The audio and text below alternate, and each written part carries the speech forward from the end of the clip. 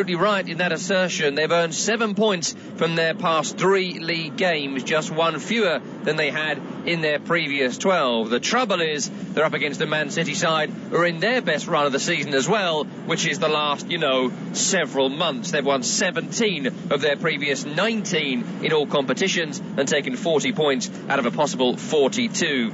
Team news for this one: 2 changes for Norwich from the side that drew against Crystal Palace in midweek. Poeta and Ida drop out. Billy Gilmore comes in to the starting 11, as does the hero of Vicarage Road, he of Scorpion Kick fame, Josh Sargent. So Angus Gunn, once off City, continues in goal. Back 4 left to right of Brandon Williams, Ben Gibson, Grant Hanley and Max Aarons. Midfield, Billy Gilmore, Lise Malo, Kenny McLean, Milo Rashica, and up front Josh Sargent and Teemu Pukki. As for Man City, once again, it's a case of Pep Roulette. Sorry, fantasy football players. 5 changes from the team that faced Brentford and breezed past them in midweek. Stones, Laporte, Cancelo, Rodri and Kevin De Bruyne all drop out. Here's the 11. Ederson in goal, back 4 left to right. Alexander Zinchenko, Nathan Ake, Ruben Dias and Kyle Walker. Midfield trio, the veteran Fernandinho comes in with Gundogan. Bernardo Silva continues his run of starts. And up front, the same trio as in midweek: Riyad Mahrez, Phil Foden and Raheem Sterling. It's Norwich against Manchester City from Carrow Road. So no De Bruyne. And I have to say, Ake and Zinchenko, not 2 of the stronger members of the Man City back 4. I know it's a brilliant squad and they're almost interchangeable, but if I'm Norwich and I see that, I'm not as fearful as some of the names that might have been on that team sheet. It's what can you say? I mean, it's against all odds that Norwich get anything out of this game, and you're right. The Zinchenko and Ake are charge down not that first choice. No. But they're quality footballers, aren't they? And I'm just looking at their team, the quality on the bench is ridiculous. But Champions League's coming up this week, and that's an important part of Manchester City's vision for here and Very now. true. So you can understand that. Norwich City sitting near the bottom of the Premier League. It's an opportunity to, as you say, rotate, and that's exactly what's happened. But De Bruyne's on the bench, Rodri's on the bench. It's a ridiculous bench, but if it's not going right, they can always change it. And just a word on Norwich, things have improved again, haven't they? Dean Smith took over and got a couple of wins, then it all kind of plateaued and it was kind of as they were under Daniel Farke again. But fair play to Dean and to the Canaries, just in recent weeks again, couple of wins, couple of draws, a nice FA Cup win of course at the weekend just gone as well. There's a bit of momentum back once more, isn't there, and not much of a gap suddenly to getting out of that bottom 3. Yeah, there is definitely hope, in Norfolk for Norwich City. It's some job given what Smith took over. Yeah, and he's already had to have, whilst he's been in the job, the highs and lows. He's had that brilliant start, then he's had the back to type now, and Dean Smith, the Dean Smith reaction has passed. But he's proven, many of us to be wrong, because I've always felt that Norwich looked as a squad like a team built for relegation, and Dean Smith has given them some hope. And there's a lot to be said for spirit and togetherness and a genuine common goal. And I think that squad is starting to believe it. Billy Gilmore starts to get a game now on a regular basis, and he's a good player. He's a very good footballer if he's allowed to play. And Dean Smith's given him that rope. So I think Norwich are going to struggle today, but you're right, it's not quite as strong as a Man City team as it could be. Okay, looking forward to all of that with Tom Rennie and the team kicking off in exactly 25 minutes time. Let's round up all the action from our 3pm kickoffs on Premier League Live next. Inside it goes to Coleman. Coleman back to goal. Square to Gordon. Give and go. Van der Beek across the face of goals. Into a goal. It's turned in by Seamus Coleman with his head. It's 1-0 Everton. Seamus Coleman, Mr. Everton, gets a goal. Ball given away by Brentford. Opportunity on the counter as Edouard finds Jordan Ayew. 1-on-1. Oh, and he fluffs his lines. Jordan Ayew. You can't miss the target from there when you've got so much time. Everton make a little love train on the edge of the box. Coleman, Keane, Calvert-Lewin, Holgate. In it goes. Big header, 2-0. Michael Keane, 150th appearance. 23rd minute, buries a header. And I tell you what, that was so easy. Space on the right now with Lamptey. Right foot, he gets the ball into the box. Look at the space here, and there's the finish from Neil Maupay. It loops into the top right corner of Ben Foster's goal, and you've got to say that finish from Neil Maupay is absolutely exquisite. Allen with space to run into, plays it to Richarlison on the edge of the box, left foot shot deflected, bottom corner, 3-0. Points are Everton's. Richarlison with a shot from 19 yards, and Everton go 3 up. Right corner. This will wrap things up if they score from here. Into the mix it goes, and it's saved by Foster, but the rebound is turned in, and it's Adam Webster up from defence with a corner. And surely now the 3 points are wrapped up and going back down to the south coast.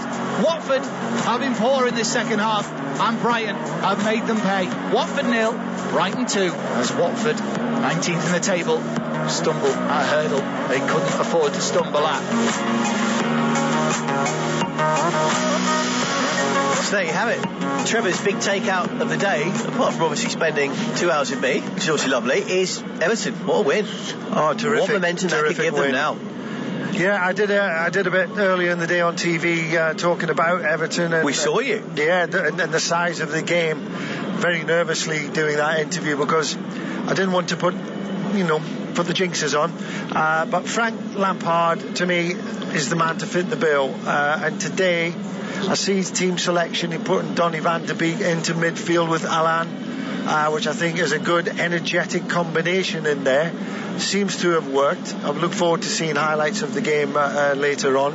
But Calvert-Lewin's back. And although he wasn't on the score sheet, it gives, in an attacking sense, a focus for Everton. Seamus Coleman gets a goal, Keane gets a goal. Great, absolutely great. Just what they needed at the right time. Let's put some meat on the bones of that result. Then, looking back at Everton's 3-0 win against the Whites, it's Andrew Stuff. It finished here at Goodison Park. Everton 3, Leeds United 0. Everton flew out of the blocks, front foot football, pressurising high up the field and working for each other. And yes, I am talking about Everton. Seamus Coleman scored with a header after great approach work from Van der Beek and Richarlison. Then Michael Keane headed in unopposed from 6 yards from a Gordon corner on his 150th appearance for the Toffees. Rodrigo then smashed the ball against the crossbar from 24 yards, once with a volley and once with a curling effort. So it was a close 2-0 lead to the Toffees at half-time. Everton then managed the second 45. Leeds worked hard to get possession, but all too frequently gave the ball away. Richarlison cut in and from 19 yards late on fired the ball low into the bottom corner, but on its way in it hit the heels of Anthony Gordon just to deflect it past Illan Mellier's desperate dive. Everton got what they deserved, a second win in 16 Premier League games. Marcelo Bielsa's side just got more injury worries. At a raucous Goodison Park, it finished Everton 3, Leeds 0. Thank you very much. Interesting point from Aaron here on Twitter, who got in touch with us earlier. If you're Conor Gallagher, what do you do for next season? Do you sign full-time for Palace? Do you try and chance your arm somewhere else? Or do you go back to the mothership to Chelsea and take your chance? Well, at the moment, good question. I'll be honest with you, I don't think Conor Gallagher is in the finest form that he's been in. But he was a few weeks ago. He was, and he was at such a good level. He got into the England side and got himself an England cap. I would think he would struggle to get into the Chelsea setup. It's so strong, and they will buy again at the top level. So say Palace bid 20 million for you, take it, go, stay. Yeah, I think there will be other suitors. I don't think it will just be Crystal Palace. I think others would be in for him. Okay, we'll watch that. Good work there on social media, though. Let's take a little look back then at Brighton's win at Watford, 2-0, the final score at Vicarage Road, all in front of Richard Wolfenden. Another day to forget for Watford as Roy Hodgson's side lose once again and fail to score once again. First half, though, was a pretty even affair. Chances came for Dennis and King, but both were unable to find the target. Duncan Gross also had chances for Brighton, but the goalkeepers of both sides remained untested. That was until the final minute of the first half, where Neil Maupay broke the deadlock in the most stunning fashion, wrapping his foot around a volley that nestled right in the top corner. The second half, though, was all Brighton's. Chances were few, but they were all the visitors. Adam Webster wrap things up in the final few minutes as he bundled home a corner. The big man is stealing the big win for Brighton. Sorry, Watford stay sat slumped in the relegation zone. They look in trouble. Final score, Watford 0, Brighton 2. Sat slumped. Good work there from Rich. So Burnley 14 points, Watford 15, Norwich 17, but Burnley have played a lot of games less. Then Newcastle 18, the other side of the relegation zone. Everton 22, Leeds 23, Brentford 24. Trevor Stephen, your 3 to go down and why? I think, having looked at it, it is or will be as is at this moment in time, which is Norwich, which is Watford, which is Burnley. Just above Norwich at the moment, assuming Norwich are not going to get anything out of today. I just think it's just difficult for those three sides to turn around this season. Newcastle United obviously are very close, 1 point ahead of Norwich as we sit here today. But you see what Newcastle have done in the transfer window. They have bought well, in my opinion. So I think it's going to be Norwich, Watford and sadly Burnley. It's been really nice to be with you again, Trevor. Absolute pleasure, and thanks to everybody's input on social media at TalkSport Live as well. Soccer Newbie is cleaning out his garage in Tampa, Florida, waiting for Norwich Man City. Well, Soccer Newbie, you don't have to wait too long, because that is up next. We brought you a 0-0 draw Brentford Palace, but up next, Norwich and Man City. Tom Rennie on Premier League Live. It's the ultimate fusion of football and celebrity. The Best 11 podcast from TalkSport. Johnny Owen and Mark Webster interview the biggest names in popular culture, looking back at the role the beautiful game has played in their lives. Paul Weller. Could I just start off apologising for last weekend? Actor Stephen Graham. Good morning, Stevie. Morning. Sharing their earliest football memories, how they celebrated their team's successes, culminating in their all-time Best 11. Noel Gallagher. Let's deal with the hangover and let's have it again after that. The Best 11 podcast. Subscribe now on Acast, Apple Podcasts, Spotify, or wherever you get your podcasts. I'm Tom Rennie. Join me for a weekly podcast, Week in the Tackle, available wherever you get your podcasts. I'm going to be joined by Brian Dunseth, MLS legend, to tackle the biggest stories from the week in soccer. And the great thing about working with Tom and making Week in the Tackle is we're only going to be covering things we think are worth tackling. This show is all about passion. What's going to get us riled up? What's going to get you riled up to give us all something to chew on? We're not here to sit on the fence and tell you the stories of the day. That's what your phone's for. You'll be scrolling through Twitter while listening anyways. Exactly. I'm scrolling through Twitter right now. I'll save you the trouble. It is all bad news. This show is about tackling all the news of the week, giving our take on why it's interesting and why we think you should know. Who should be sacked? Who should be bought? Who should be sold? Who was right? Who was wrong? Strong opinion, big stories, no agenda. Week in the Tackle is available on Mondays from wherever you get your podcasts. If it's a big story in soccer, we'll tackle it. Got an unquenchable thirst for sports? Get up to speed with the day's biggest sports stories with the TalkSport hit. Crammed full of the latest team news, big match previews, and discussing the day's hottest topics. Then improving week in, week out. Plus, get all the latest results and full fan reaction to the biggest events in world sport. It's a wonderful goal! Satisfy your thirst for sports news with the TalkSport hit. Subscribe now on Acast, Apple Podcasts, Spotify, or wherever you get your podcasts. The Women's Football Weekly Podcast. With Faye Carruthers. All the action, excitement and drama from across the entire women's game. Hit off the line by Steph Horton. Including the Women's Super League. Ellen White is dead. It's happening. The UEFA Women's Champions League. Lorna Clellan striking from outside the penalty area. And the Euro 2021 qualifiers. On the edge of the area to Emsley. And Emsley's going to finish it off. Plus, all the home nations international friendlies. Lucy Bronze with a strike from the edge of the penalty area. World-beating big match conversation. There's Jodie Taylor. Subscribe now to the Women's Football Weekly Podcast on Acast, Apple Podcast, Spotify, or wherever you get your podcasts.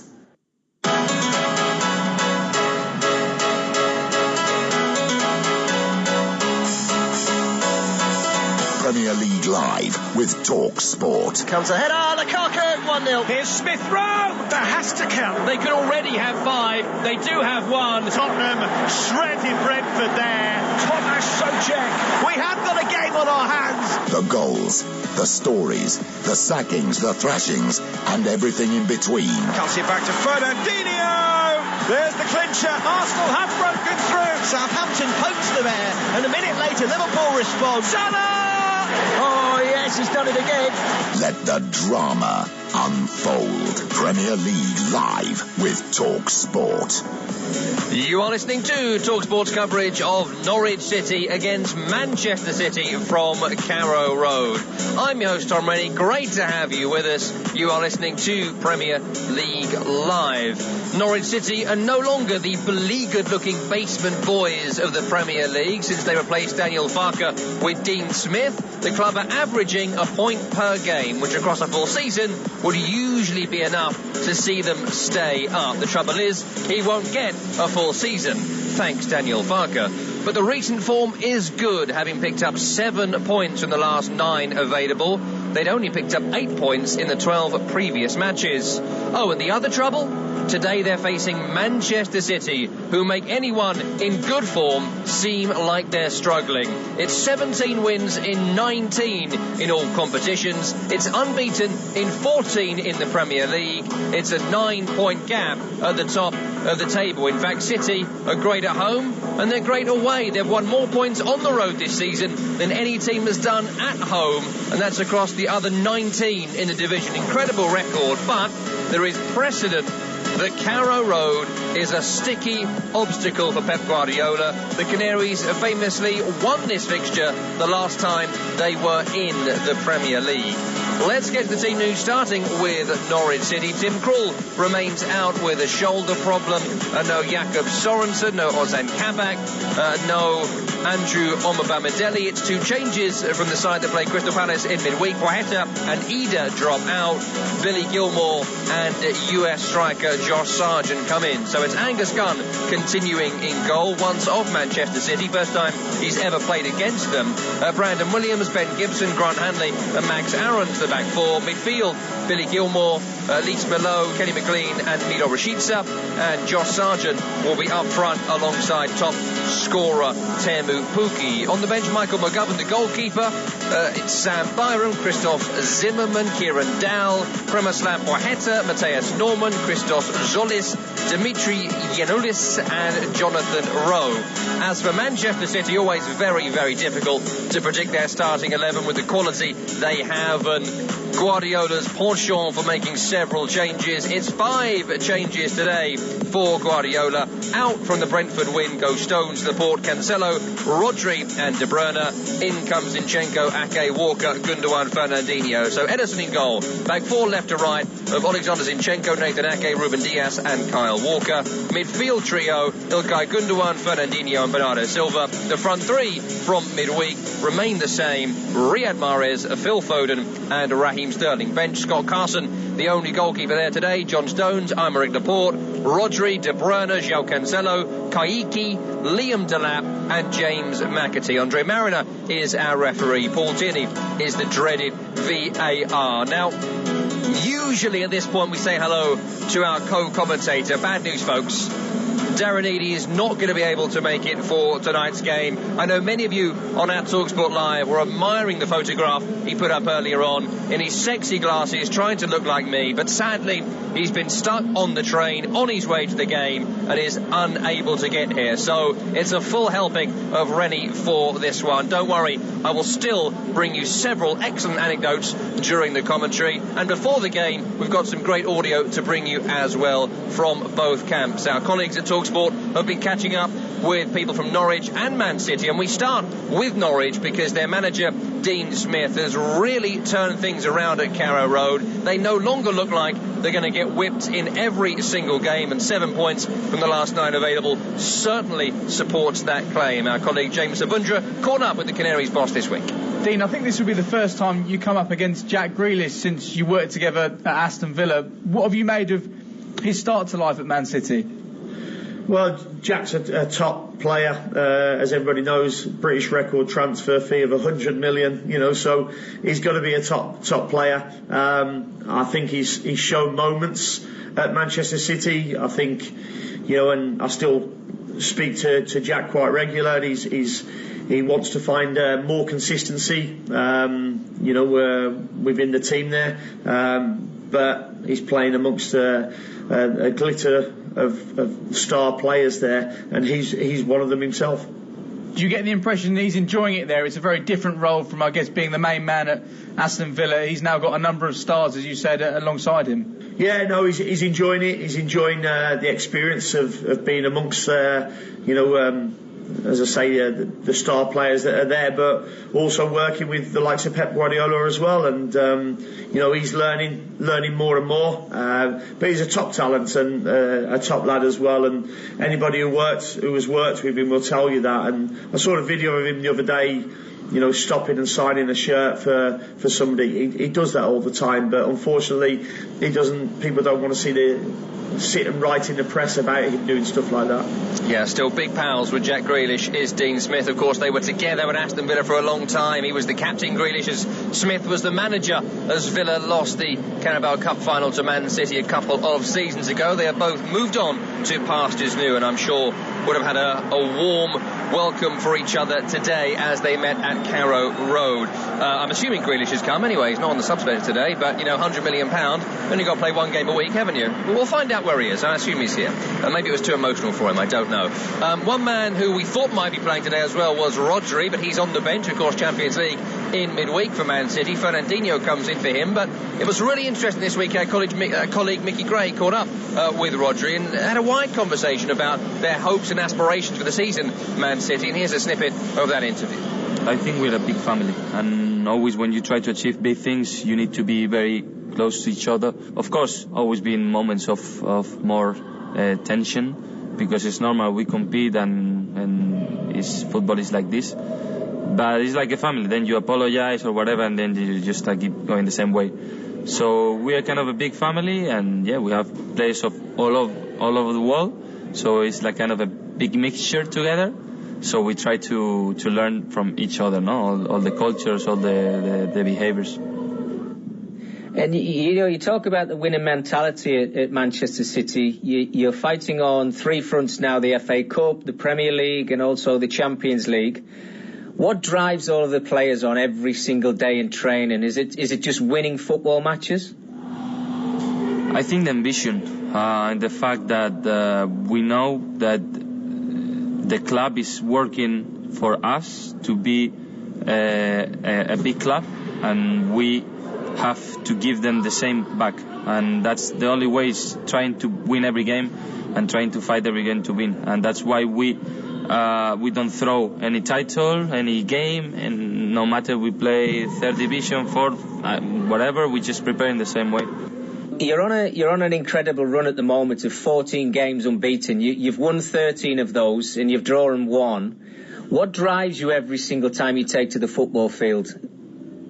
I think the way that we, as I tell you, we just try to go all of the games as best as possible, trying always with the alert that always we can drop points, and that's why we just, for the first minutes, we always go, and we go, and we have a mentality that to score, and the best way to defend is to have the ball. You can have a good day, a bad day, but normally when you try, normally the balance goes this way. So that's our mentality, and that's why we go all the games. You're obviously the holders of the Premier League title. How difficult is it to win 2 and maybe even 3? And does Pep say that to the players, the importance of keep winning trophies and being successful every season? Yeah, it's so tough.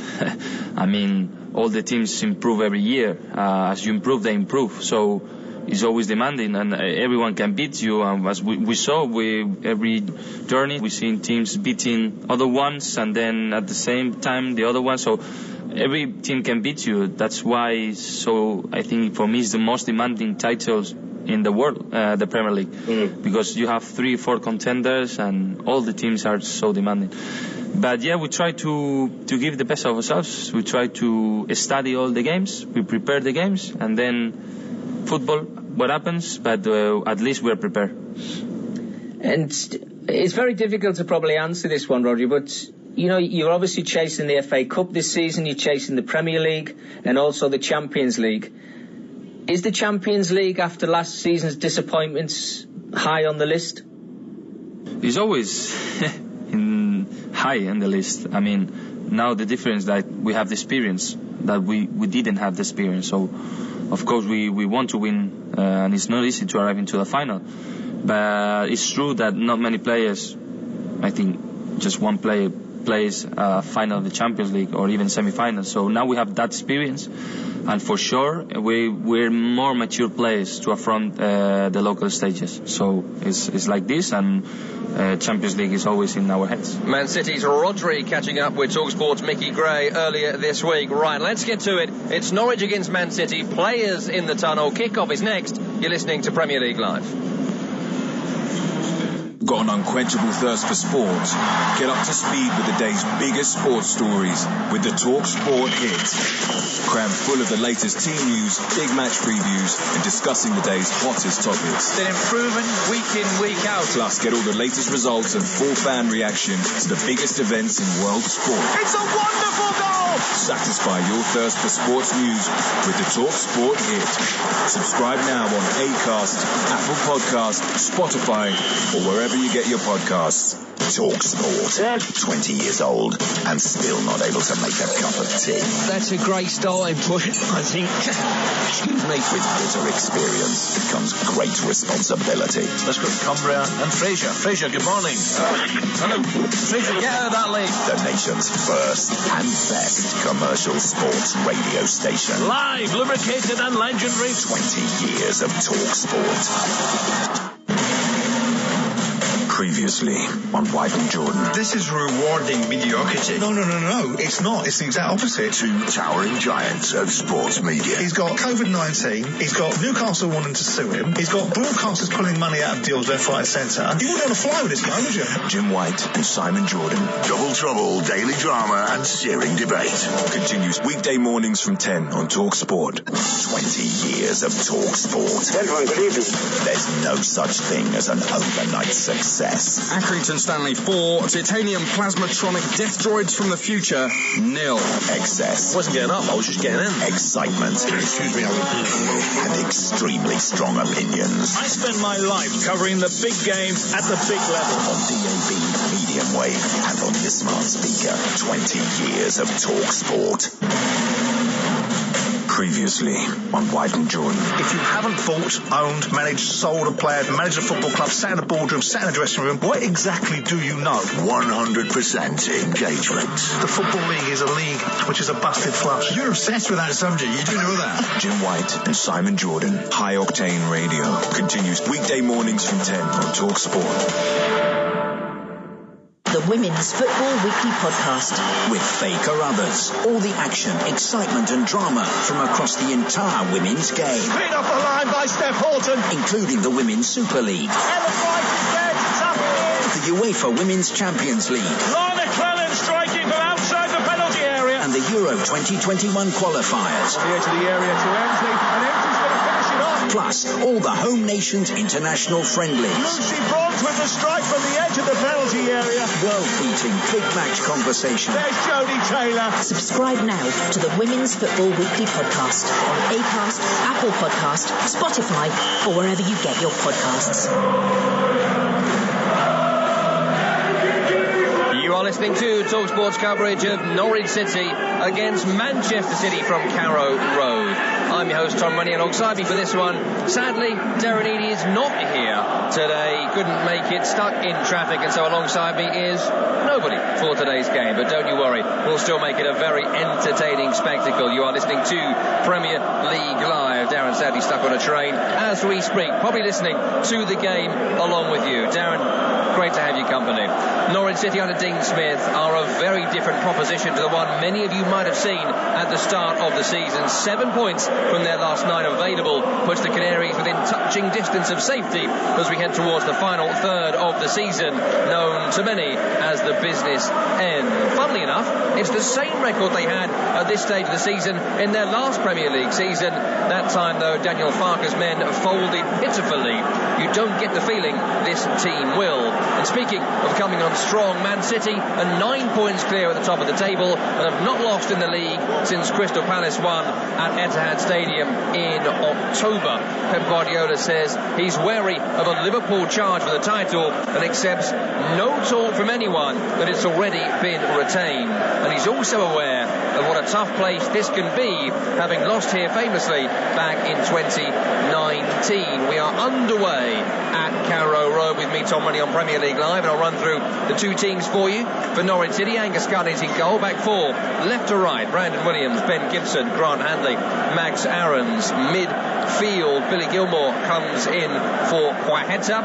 Into the side, the Scottish international after a period out with injury. Pierre-Lise Malot, Kenny McLean and Milot Rashica, the other players in midfield. Josh Sargent is available, fit and fires up front today alongside Teemu Pukki, the hero of Vicarage Road. Early chance here for Rashica. He's beaten his man. He tries to bear down on goal, but I think I heard the whistle go there as he was bearing down on goal for offside. Eventually they did stop playing. Mistake there from Ruben Dias, and Rashica robbed him, and suddenly he was through. But from the initial pump forward, the assistant referee has given offside against the Norwich man. Getting a replay here on our monitors, that is right. I'm not too sure Ruben Dias knew a great deal about that. That's a big error there from the central defender. Rashica should have made City pay and ask questions later. There's a poor effort in the end. He almost tried to square it to Pukki. I think maybe he thought he could have been offside. I'm not sure. It certainly wasn't a particularly good effort from the Norwich City man, but certainly a sign that they can threaten this Manchester City back line, who got out very quickly, did the away defence.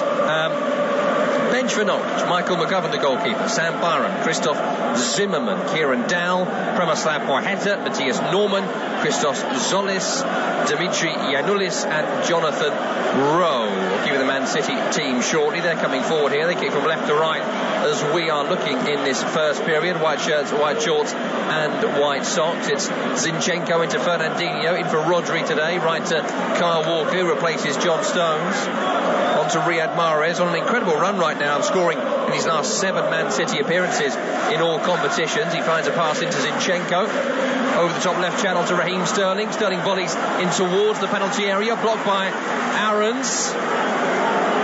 Corner being appealed for by Raheem Sterling. Offside appealed for by the home defence. It's Sterling's appeal that wins out. That's a corner on the attacking left-hand side to Manchester City, which they've taken short and taken quickly, and they find Zinchenko. It's on to Riyad Mahrez, then Phil Foden volleys it goal, saved by Gunn, back to Foden, who turns the ball home, but he looked offside, and the offside is now given.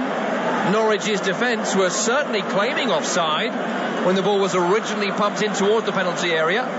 Replay coming in now. Ball was played out right to Riyad Mahrez, and Phil Foden, well, he's miles offside. This will not be the opening goal of the game, but certainly here's a warning sign to Norwich City. Watch out for Phil Foden creeping in round the back post. That Man City team: Ederson is the goalkeeper, back four, Alexander Zinchenko, Nathan Ake, Ruben Dias and Kyle Walker. Midfield: Bernardo Silva, Fernandinho, the veteran, and Gundogan. Up front is Raheem Sterling, Phil Foden and Riyad Mahrez. Nathan Ake, by the way, making his 200th English League appearance today. The bench for City is Scott Carson, the veteran goalkeeper, John Stones, Aymeric Laporte, Rodri, Kevin De Bruyne, João Cancelo, Kaiki, Liam Delap and James McAtee. Andre Mariner is our referee. Paul Tierney is the VAR for this one.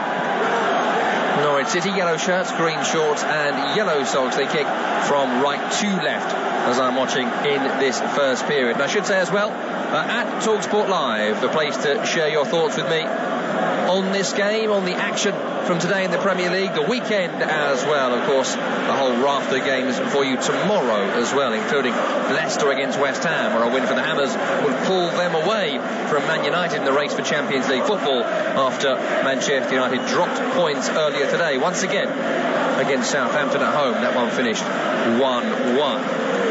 5 minutes gone here, Norwich 0, Manchester City 0 on Premier League Live. The ball is with Ruben Dias in the centre circle, who finds a big diagonal ball towards Riyad Mahrez by the corner flag right hand side. Bernardo Silva in the penalty area, dancing delicate feet, shoots a goal, hits the post right to left. The shot came in, no chance for Angus Gunn if it was on target. but it's off target that time from Bernardo Silva. Not one but two early chances going the way of Manchester City both times. The score has remained 0-0. Just getting a replay of that chance here for Bernardo Silva. Lovely, beautiful, dainty footwork in the penalty area. It was Kenny McLean coming back to challenge him. Certainly one of the Premier League's more robust midfielders, Kenny McLean, the hero of that victory here a couple of seasons ago. Didn't get the challenge in that time. No chance for Angus Gunn if that had been on target, but it wasn't. And we continue with the score at 0-0 with 6 minutes gone. Angus Gunn, by the way, makes his first ever appearance against Man City. He was signed from Norwich in 2011 as a youth team player. Now in his third spell at Norwich City, replacing Tim Krul at the moment, who is out injured, the veteran goalkeeper. 6 minutes gone. Another chance here for Man City. Crossed by Zinchenko, finds its way to Riyad Mahrez. Well, it nearly did before Brandon Williams, on loan from Manchester United, got a strong challenge in. Read that well, the left back of Norwich City. Challenged by McLean, ball forced up towards the halfway line. Picked up by Ruben Dias, who may still be thinking about his mistake 90 seconds in, which allowed Rashica to have an early chance for Norwich City. 7 minutes gone, it's 0-0 on Premier League Live. Ball is with Manchester City, something we expect to happen for long spells of this game. They are the most dominant side in terms of possession in the Premier League, but they're giving it away here. Chance to break away. Kenny McLean picks up on a loose ball. He tries to find a clip over the top towards Teemu Pukki. Didn't get underneath it, so it was a rather flat pass out left in the end. No chance for Pukki to get on the end of that one. The Norwich City centre forward and Norwich City top scorer, 6 in the Premier League from 22 starts before today. Scored in a matter of seconds against Crystal Palace in midweek. Yet to have a chance today. Here's Riyad Mahrez on the right hand side, drifting in from the sideline. Square pass to Fernandinho was a bit loose from Riyad Mahrez. They do keep possession though, Man City. Zinchenko, Gundogan. Header from 8 yards out, on target, a glancer. Glanced it straight into the grateful and waiting arms of Angus Gunn in goal. Several early chances for Manchester City. Sometimes you watch their games, and we call all of their games here on Premier League Live. We're often talking about when will the chance come, when will they get forward, when will they try and entertain us. And often we wait and wait and wait, but not in this one today. City loving getting on the front foot, as are Norwich, to be fair to them, and they go long again towards Pukki. This time Ederson runs out of his goal and clears upfield over on this near side, where Ben Gibson will allow the ball to run into touch. It's going to be a throw-in which goes Norwich's way. It's in front of the Manchester City fans, which is why you hear some booing for Manchester United loanee Williams, who will take this throw. Fans don't forget that sort of thing even temporarily. Brandon Williams, 21 years of age, on loan from Manchester United, played plenty of football for the Red Devils under Ole Gunnar Solskjaer, was a runner-up in the Europa League with them last year, an unused sub in that final loss to Villarreal. Here is Riyad Mahrez, right-hand side for City. 9 minutes gone, it's 0-0. Ball past Kyle Walker, straight to Pukki. Chance here to break for Norwich. No one's with Pukki. He's running at Nathan Ake. He wants some support somewhere. Back to Billy Gilmore, the Chelsea loanee. Away from Fernandinho, back to McLean. Poke forward, first time to Lys Malo. It's right to Aarons, who runs at Zinchenko, beats Zinchenko, still going Aarons, shooting Aarons. It's blocked by the retreating Fernandinho. Recovered by Lys Malo, who's overrun it. Challenged by Riyad Mahrez. Shouts of handball from Man City, not given, and they can break with Bernardo Silva. Challenged well by the retreating Brandon Williams, and he turns forward down the right wing and drives forward. Great turn of pace. Brandon Williams still going, slips in. Pukki on target with the shot, but it's straight at Ederson. It was a really tough angle from the Norwich City striker, but brilliant play by Brandon Williams down that right-hand side. Did play at right back for his career at youth level for Manchester United. He's played mainly at left back in senior football. If few of our colleagues here at Premier League Live who cover Man United in great detail have always been somewhat surprised he hasn't had more of a chance down the right. It's City coming down the left here with Gundogan, cross right across the 6-yard box. Foden was stretching forward striker style, couldn't get there. It went to Brandon Williams, who cleared it onto Rashica. Nice calm play from Rashica. Then Williams clips it to Billy Gilmore. I've got to say they're not being overawed here, Norwich City, which maybe they might have been in the early weeks of this season. Clipped up here to Pukki. Handball is the shout from Manchester City. Handball is given by the referee. 11 minutes gone. Norwich City 0, Manchester City 0 on Premier League Live. Norwich have won one of the last 7 meetings. That game back in 2019 was a real cracker, a Premier League classic. McLean and Pukki both scoring that day, both at the club still, both in the starting lineup today. The other scorer, Todd Cantwell, recently sent to Bournemouth after an indifferent couple of years since that heady season of 1920 for him. Zinchenko over on the far side for Manchester City, being forced back towards the halfway line by Gilmore and Pukki. Has to clip it all the way back to Ederson, who's in a black goalkeeping strip away to our left. Diagonal ball towards Raheem Sterling here, left hand side, brings it down beautifully over his right shoulder. Cross comes in, blocked by Aarons, ricochet back on the Man City man's arm. You heard the shout of handball on our effects microphones. That came from the Norwich fans, not the City fans, don't worry. Canary supporters. Not another penalty going the way of Raheem Sterling that time. Nobody has won more penalties in the Premier League than Raheem Sterling. Won another one against Brentford in midweek. It's not happened as yet, but no one's given more penalties away in the Premier League this season than Norwich City, so maybe it's a narrative we might need to look out for across this game. 7 this season, 4 in the Premier League, 6 converted, 1 wasn't. That was Wilfred Zaha's Diana Ross impression in midweek. 13 minutes gone, free kick Man City over on the far side, foul by Elise Malo, says the referee. Not something that the French midfielder agrees with. He was retreating backwards and a little bit of physical contact on his man. Andre Mariner says too much. To the left hand side, right on the sideline, around 30 yards from the end. Gundogan and Phil Foden, the 2 men over it. Square ball. Zinchenko, diagonal cross, Riyad Mahrez volleyed in, intercepted by Brandon Williams. Second touch was a bit lungy. Bernardo Silva got there first.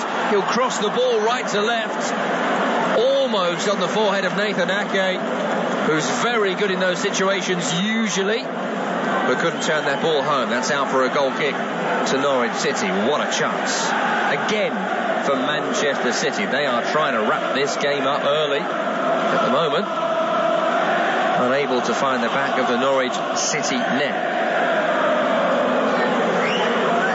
They want to get this wrapped up early, Man City, because they've got Champions League action returning on Tuesday. They're up against Sporting before a game against Tottenham Hotspur in the Premier League next Saturday. Then they go to Frank Lampard's Everton before an FA Cup tie, the Manchester Derby, and then Sporting again. It's a tough calendar for Man City to come, which maybe explains why Pep Guardiola is just trying to calm conversation that they are champions already.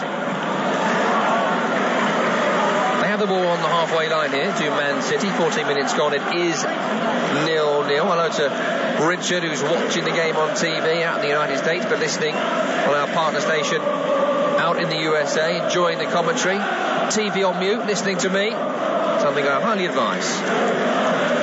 Joe as well in touch, saying this Man City side are like Tyson in their prime, clinical and suffocating. Well, they haven't been clinical so far, Joe, in this game. They have had chances, the lion's share of them.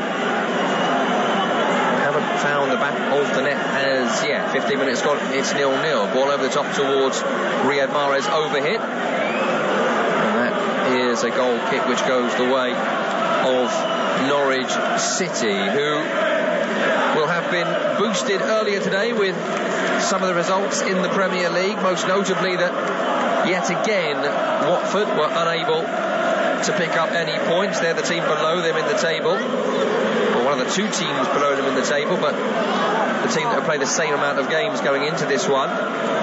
There are a couple clear of the Hornets, and they're ahead of Burnley, who are bottom, but after this one Burnley will still have 4 games in hand, so it's all a little bit fake at the moment, the league table. Newcastle just outside the bottom 3. Big win for Everton today, who beat Leeds to move away from relegation danger for the moment. Thanks to this one, Phil Foden approaching the offensive third, chips out left to Raheem Sterling, who's running backwards, then brings the ball down on his thigh, running at Sargent, running at Aarons. Not easy to do.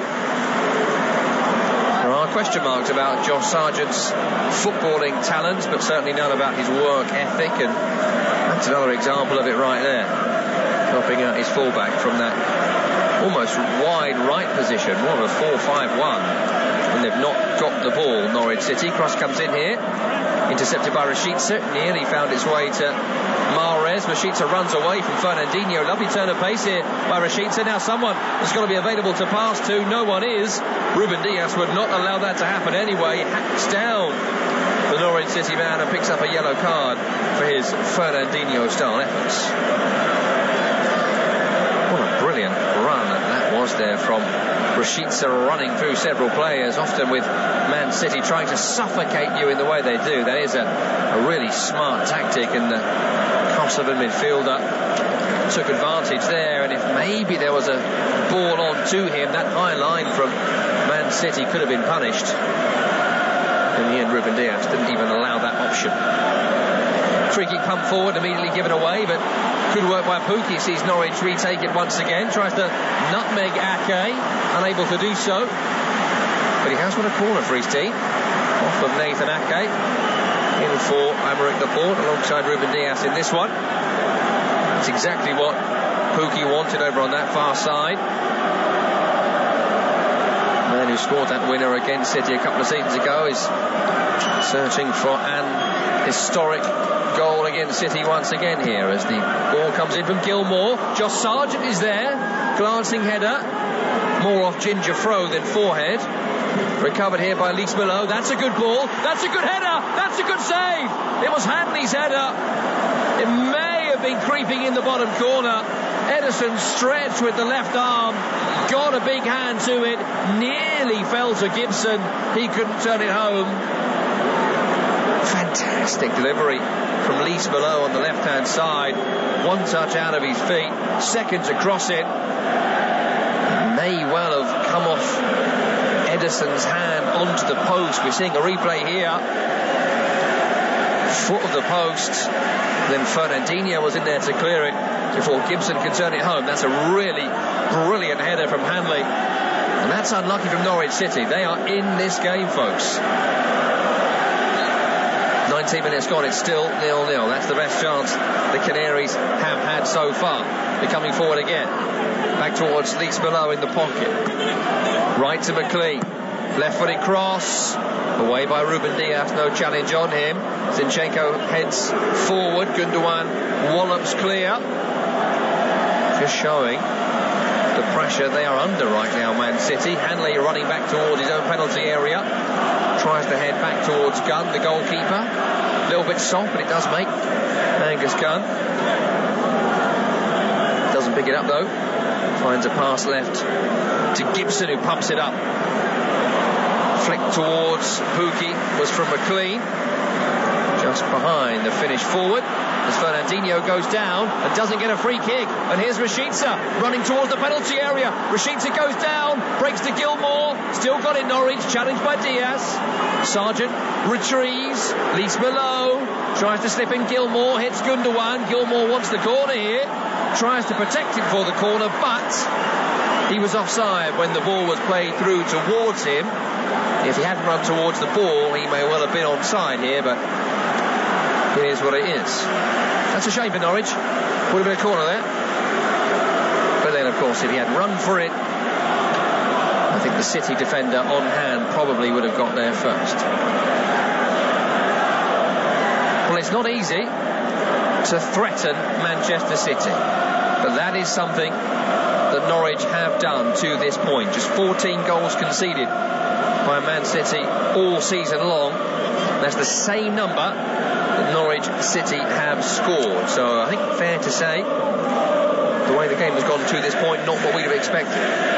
0-0, 20 minutes gone. Premier League Live, Tom Runny with you. Here's Fernandinho, 10 over the halfway line. He finds a square pass to Nathan Ake. On to Zinchenko, up against Josh Sargent. Square to Sterling, on to Gundogan. Back to Fernandinho, diagonal cross towards Bernardo Silva. Good reading of the game and good header from Gibson. And then walloped up over his own crossbar by Max Aarons, who's played a lot of football now for a young fullback, and I think maybe at this stage you want him to panic a little bit less than he has just there. Just a wallop over his own crossbar when he's favourite to get there from Gundogan's pressure. Corner for Manchester City on the attacking left-hand side. Well, I thought this one should be on the other. Maybe that's why some of the Norwich City fans are telling the referee they're a bit frustrated. They also don't think the ball is in the D. Why this inch matters, I don't know. Andre Mariner goes to check on the placing of the ball. Everybody's happy. 22 minutes gone, 0-0. Corner for Manchester City. Gundogan's delivery. It's away by Hanley. Big volley from his own 6-yard box. Straight to Kyle Walker. Over on the left is Zinchenko. On to the offensive third on the left-hand side, and Gundogan passes into Fernandinho, the veteran. Left-footed diagonal into Foden, who tried to shoulder it towards Sterling. Shouts of handball. It's not handball, but it's not a good decision from Phil Foden. Zinchenko retakes possession for City. Forward from him towards Foden. Norwich have won it back, and Norwich are breaking again over on that right-hand side with Rashica once again, whose turn of pace is troubling City at this moment in time, but his passing is not. Through ball towards Pukki, intercepted. Ricochets, I think, off Gundogan last. Out for a throw to Norwich over on that far side. Possession 75-25 in Manchester City's favour, but Norwich with the most attempts at this point. 4 of them, 1 on target. 1 hit the post. Certainly not the game that I expected coming into it. Many of you would have expected coming into it. Hello to Keith, who's listening to us in the Caribbean right now, enjoying Norwich making this one interesting. Jason with us in Naples, Florida.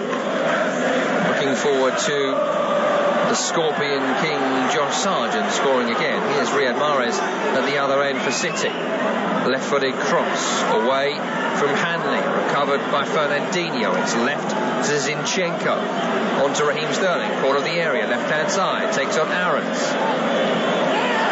Pass towards Foden, intercepted. Sterling retakes it. Being pushed out towards the sideline by the hard-working McLean. Into Gundogan and back to Zinchenko. The crowd warmly applauding the efforts of their players. Chance of survival in sight for Norwich City, thanks to recent form and the impact of their manager Dean Smith as well, replacing Daniel Farke and averaging around a point per game, which across a season, for those who love their math, would be enough to stay in the Premier League more often than not. West Ham on 42, the only team ever to go down from the Premier League with over 40 points. 33, 34 usually is good enough to see you stay in the division. Here's Sterling, left-hand side, cross is blocked. Hanley clears it. Gunn wanted it, but Hanley took no chances. Up to Pukki, beaten by Ake. A bit of frustration there from the Norwich fans. Pass back towards Diaz, put him in some trouble. McLean and Pukki with the press. Ederson into Fernandinho. Deals with it well and finds a pass to Bernardo Silva. Game being played at a real pace here. As Norwich press City. City's pass forward towards Sterling was poor, but Hanley's interception goes straight to Gundogan, who's overrun it here. Chance for Aarons to nick it. Pass to Zinchenko, cuts it back. Raheem Sterling, saved by Gunn with his right boot. Brilliant reaction from the goalkeeper. Gilmore turns. Kenny McLean. Challenge on him back to Brandon Williams, who tried a left-footed ball down the line. Rather a swiper from the Man United low knee. Didn't the City fans love that? Into touch. We get a replay here on our monitors. The save from Angus Gunn, who's made one or two smart stops today. This the pick of the bunch so far. Was a bit close to him from Raheem Sterling, but got to be there, got to react, got to make the save. And Raheem Sterling prevented from scoring what would have been his 8th in the Premier League this season. That would put him clear at the top of the scoring charts in the Premier League for Manchester City. We'll break here because Max Aarons has stayed down. I say Aarons because Norwich City sends you out a pronunciation guide for their players. They say his name is Aarons, but he said his name is Aarons. I'm going to go with the person whose name it is, as opposed to a PDF, but others will call him Aarons, and I just think, don't judge. He's down here at the moment feeling his left thigh. I think he is going to be okay. That gives me a moment just to make you aware of tomorrow's wares. If you're listening anywhere to us outside of the UK and European Union, we've got 4 games tomorrow. Burnley, Liverpool, Leicester, West Ham, our feature matches, Newcastle, Villa and Tottenham Wolves available to our online and digital partners. Sadly, if you're listening in Ireland, those games will not be available to you through our Premier League live coverage, but everyone else, check your local listings where you can hear your pick of those matches. Our radio partners have made their picks of the ones they would prefer. Burnley, Liverpool, Leicester, West Ham, those feature games.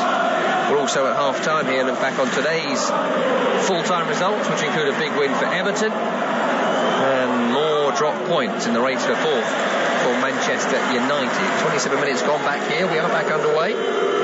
Max Aarons is on after his injury treatment. But it's a throw on the other side, which Brandon Williams of Manchester United will take. Won by Kyle Walker. Gibson heads forward. Fernandinho with another header. Great atmosphere inside Carrow Road here. Maybe just unsettled the Man City players at this moment in time.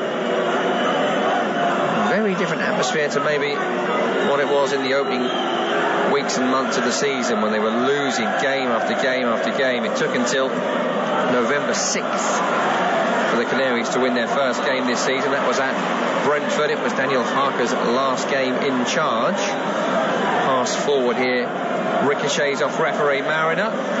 Drop ball for City on the right hand side, which Fernandinho will be given. Down the line, left hand side, Zinchenko into Gundogan, cuts it back towards Foden, blocked by Hanley, who went to ground. Long way to go, but as long as it stays 0-0, this is a throw to City on the far side. The confidence will start to grow for Norwich that they can get something here, and there are a few survivors of that victory over Guardiola City a couple of seasons ago who can draw on that experience. Cross comes in, bobbles into Angus Gunn in goal. Not particularly dangerous from Gundogan over on that side.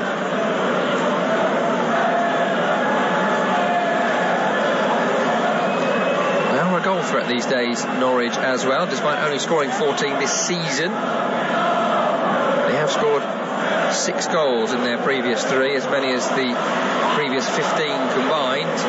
Teemu Pukki, the obvious goal threat. Here he is now trying to win another corner for his team, and that's exactly what he's been able to do up against Ake. Trying to, nutmeg him, I was going to say, but really he wants the corner. He wants it to hit the leg. It does hit the leg. And it's a corner on the right-hand side to Norwich City. 0-0, 29 minutes gone here on Premier League Live. Up go Hanley and Gibson, the big centre-halves. McLean making moves. Rashica at the near post. Gilmore's delivery. Sargent rising with Walker. Walker's header. Least below forward. One back by Gibson. Right to Gilmore. Down line to McLean. McLean's turn. Overlapping run by Aarons. Here he is now, Max Aarons. Cross comes back towards the penalty spot where only Raheem Sterling was waiting. Bernardo Silva cleared. No one upfield for Man City as Norwich are applying the pressure. Fantastic performance from the strugglers so far. Max Aarons forced away from the offensive areas by Bernardo Silva. Passes back to Gibson, left-footed upfield. It's a shame for Norwich. City have pressed high, and Gibson pumped to nowhere. Bounces through to Edison. 30 minutes on the clock, a third of the game down. Norwich 0, Manchester City 0. Here's Kyle Walker on the right. Sargent trying to catch him, can't do so. Cross comes in, Aarons misses the clearance. It goes to Raheem Sterling, and Raheem Sterling finds the bottom corner with a beautiful curler. No chance for Angus Gunn in the Norwich City goal. The moment he cuts inside, you know exactly what Raheem Sterling wants to do. And if Raheem Sterling wants to do it, he's often able to do it. Norwich 0, Manchester City 1. Raheem Sterling scoring his 8th goal in the Premier League this season. He's now the outright leading goal scorer in the Premier League for Manchester City. Super goal from Raheem Sterling. Real shame for Norwich City. They'll look back at a couple of moments in that play where the defending could have been better. Twice from Max Aarons. First, his clearance is poor. Second, he doesn't really close that shot down. Raheem Sterling, who at the start of this season was not a Guardiola favourite, cements himself as the top scorer at the club, and maybe back in the favours of Pep before the Champions League returns. 32 minutes gone. Norwich 0, Man City 1 on Premier League Live. Raheem Sterling with the goal. Throw in into Gilmore. Gibson finds a pass right to Hanley. Hanley right-footed towards Pookie over the top. Will get there. End line right-hand side. No offside flag. Pookie's there. Cuts it back. Josh Sargent tees one up. Chance here. McLean with the drive. Left-footed with the laces. Strikes through the ball, but just bubbles away from Edison's goal. That's a real shame for Norwich City. They are a threat here. Make no mistake about it. They can score. Norwich, you get the feeling they can create chances, which maybe is something we didn't expect going into this one, but that's how this game is evolving and unfolding, and that's a great chance. That is a really, really great chance there, which goes a-begging. How many more will they get? Can they get? Will be the call from many of you, I'm sure.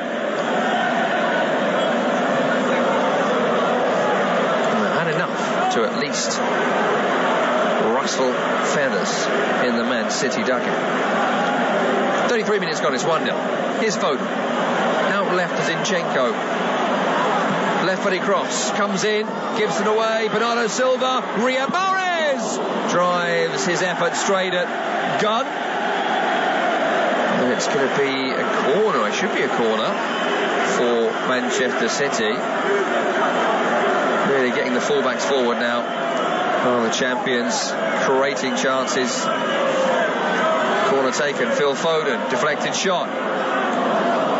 At the back post, Ruben Dias was battling Josh Sargent. Comes off the City man last. That's a goal kick.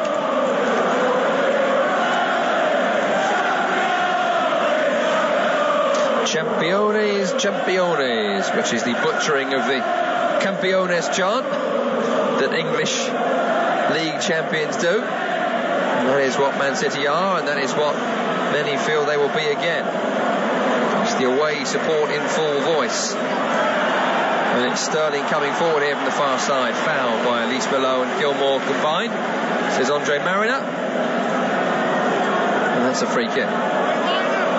Left hand side, a long way from goal. Chance for Ruben Dias to go forward, and Nathan Ake too. Both big threats from these sort of situations. The Norwich defensive line is on the edge of the penalty area. Ruben Dias is there, but so is the retreating Grant Hanley, who may be thinking about that chance at the other end. He missed at 0-0 as he clears that one away for another corner to Man City over on the right hand side. It's their fourth of the game in the 35th minute.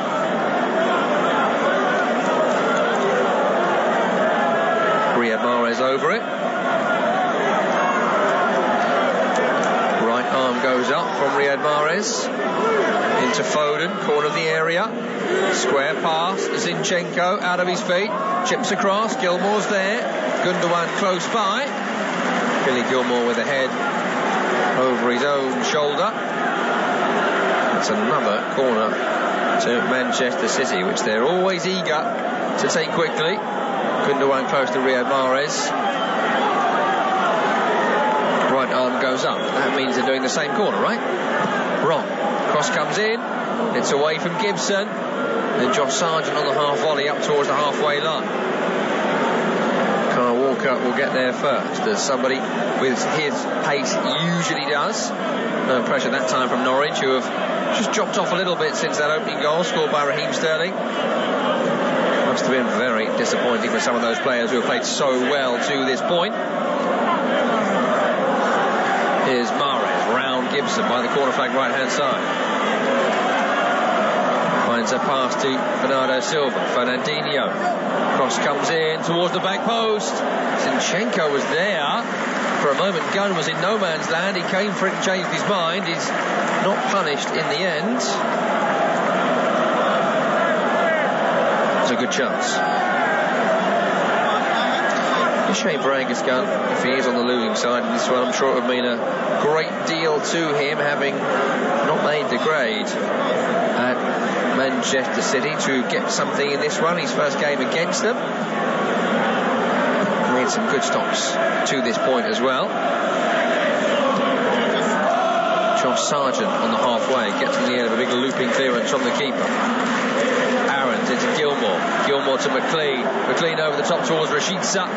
It's rather in between he and Pukki. Standing between them was Ruben Diaz, who heads back to his goalkeeper. 37 minutes gone. It's 1-0 to Manchester City. Here's Kyle Walker to the halfway line with a trademark turn of pace. Back towards Ruben Diaz. Fernandinho onto Bernardo Silva. Out right to Riyad Mahrez. Back to Bernardo Silva on the end line right hand side. Tries to jink away from the challenge and attentions of Rashica. It's really good defensive work from the offensive midfielder to put a nibbling challenge in. And that's out for another corner for Man City. It's their 6th of the game.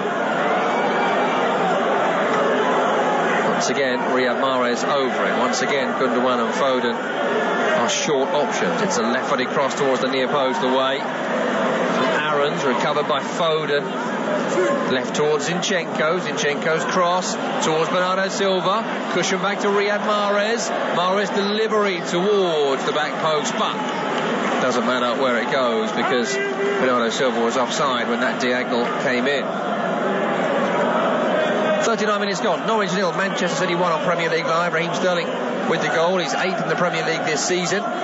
Chops inside and curls the ball beautifully into the inside side of Angus Gunn's net. Perfectly placed. No chance goalkeeper.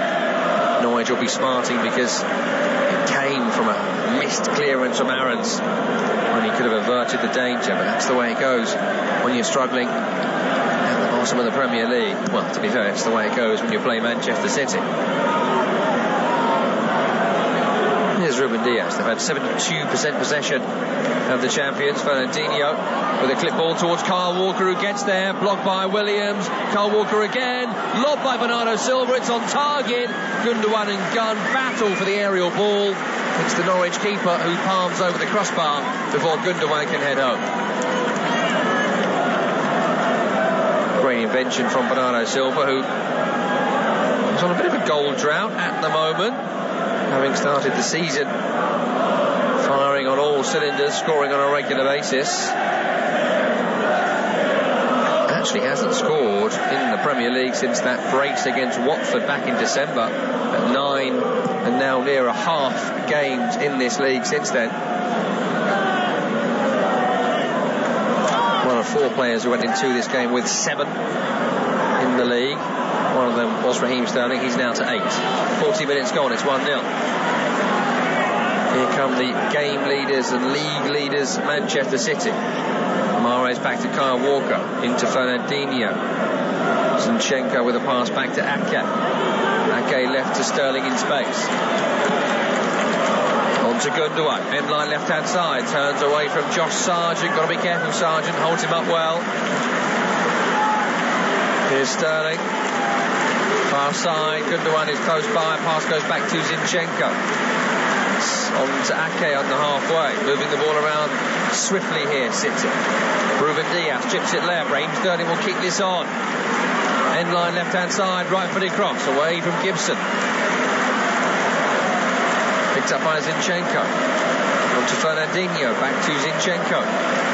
Zinchenko into Foden. Facing away from goal, some way from it, over on the far side. They're attacking the goal away to our right. Here's Kyle Walker. Bernardo Silva, Kyle Walker. Leaves it for Mahrez. Back to Kyle Walker. Gundogan with a cushion to Ruben Diaz. To his left is Ake. Chance now for Zinchenko. Cross blocked by Max Aarons, who looks like he caught that in an uncomfortable position. As my old dad used to say, if that happens, don't rub 'em, count 'em. He had a little moment to regain his breath, Max Aarons. Man City don't want to give it to him. They've already taken the throw. A bit of sympathy from Andre Marin. I wouldn't have gone to miss there. Here's Bernardo Silva on the right hand side. On to Mahrez, on to Walker, into Fernandinho, back to Walker, right to Mahrez, approaching the penalty area from the right sideline. Rashica is with him. Mahrez continues to drift infield. Crossfield aerial diagonal to Raheem Sterling, around Sargent like he wasn't there. Sterling to Foden. Foden back to goal. Back to Zinchenko. Dummies to cross. Square to Fernandinho. Out of his feet, Fernandinho. Held up well by McLean. Right to Kyle Walker. Riyad Mahrez picks it up. Turns towards goal. Dummies to cross. Square to Fernandinho. It's City now cranking up the pressure. Fernandinho right to Walker. Cross now does come in. It's away from the stooping head of Ben Gibson. Yet another corner for Manchester City. This time on the attacking right.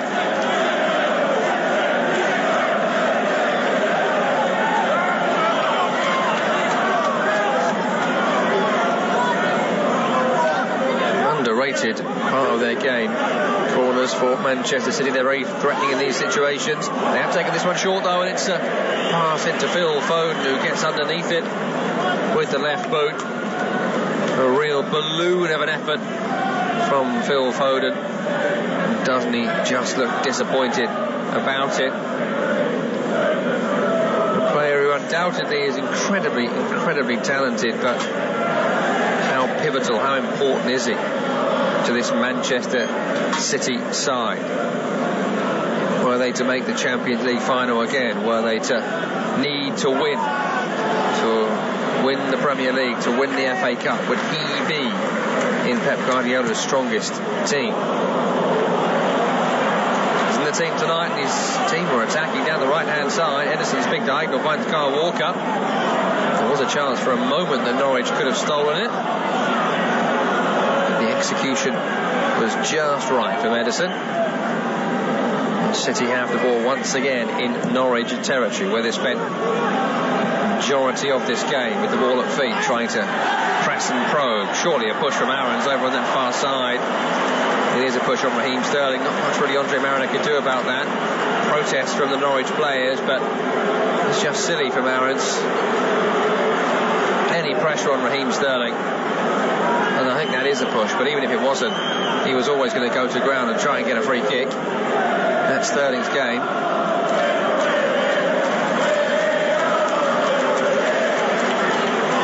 Knows more than Tom Daly, Raheem Sterling. And that's a free kick one for his team, thanks to suckering in Max Aarons, something Ronaldo did here fairly recently. Last few moments of normal time at the end of this half. Gundogan's ball in. It's actually on target from Gundogan. It was almost right by the corner flag. Angus Gunn was good enough to watch the flight and make the catch. And I think Norwich are happy to get in here at 1-0 down. We've got a minute to be added on at the end of this half. And we're into that minute now. It's Hanley on the edge of his own area. No inclination to go forward. Back to his keeper, who finds a poor clip towards the centre of the field where Gundogan has nicked it. Chance to break here. Gilmour left to Rashica. Crowd urge him to run forward. He's certainly got pace. And he takes on Kyle Walker, and he's done brilliantly well, Rashica. Great turn, but his pass is poor. Gundogan intercept, trying to find Gilmour. One back by Lise below. Chip down the line to Brandon Williams, up against Fernandinho, up against Mahrez, and he's turned one of them but not the other. Surely a free kick against Fernandinho. A referee still not seeing free kicks against Fernandinho. Well, apparently not. Looked to me like Williams was fouled. That's awful there from Lise below. Pass back towards Hanley, intercepted by Foden, and here he is now running at Gibson. Phil Foden, still going Phil Foden. Looked like he was fouled there as he tried to dribble through a crowd. Wasn't given by the referee. What has been given is the half-time whistle, a round boo from Carrow Road for the referee, but not for their players. That was a brilliant effort from a side struggling down the bottom against the all-conquering Manchester City. They had their chances in the opening exchanges. Norwich, best of them coming from Hanley, whose header hit the post, but Raheem Sterling's goal on 31 minutes separates the sides at half-time. It's Norwich 0, Manchester City 1. Stay with us for analysis. You're listening to Premier League Live. From the terraces to the touchline, if you're the ultimate football fan, you need to subscribe to the Game Day podcast from TalkSport. Oh yes! He's done it again! It's the twice-weekly Premier League roundup that brings you big-name guests, in-depth previews and tough-tackling analysis from the world's biggest football league. Oh, what a finish! He's beaten the keeper to it! Feel the might of the top flight. Subscribe now to the Game Day podcast, available on Acast, Apple Podcasts, Spotify, or wherever you get your podcasts. Get bowled over with Following On, the fast-paced cricket podcast from TalkSport that'll hit you for 6. It's a pitch-perfect delivery of first-class cricket news. And that's a beautiful straight drive. Boasting an impressive strike rate of exclusive big-name guests. And fielding fierce fan reaction. Oh, that might be out. Don't get caught out. Subscribe now to the Following On podcast. Available on Acast, Apple Podcasts, Spotify, or wherever you get your podcasts. They faced bitter prejudice. What they had to endure was horrific. They battled injustice. Basically, they threw the rule book away. But their talent was inextinguishable. And they rose to become sporting icons that etched their legacy on the history of English football. What a strike! What a finish! Coming in from the cold is an exclusive 6-part documentary that chronicles the struggles and the triumphs of black footballers in the English game. Join Jessica Crichton as she uncovers the untold stories and hears firsthand from a host of superstar names, including John Barnes, Viv Anderson, Luther Blissett, Andy Cole, Rachel Yankee, John Fashanu, and many more. These guys went through it all, and they are true inspiration. Coming in from the cold, the history of black footballers in the English game. Listen to the full series now, available on Acast, Apple Podcasts, Spotify, or wherever you get your podcasts. Tom Rennie here to tell you about a new soccer podcast called Week in the Tackle with me and Brian Dunseth. That's right, Tom. Well, join us for new episodes every Monday as we argue about all the top soccer stories we think are worth tackling. Plus, we'll welcome the occasional guest to join in on the debate. Strong opinions, big stories, no agenda. Week in the Tackle, available on Mondays from wherever you get your podcasts. If it's a big story in soccer, we'll tackle it. Got an unquenchable thirst for sport? Get up to speed with the day's biggest sport sports stories with the Talk Sport hit.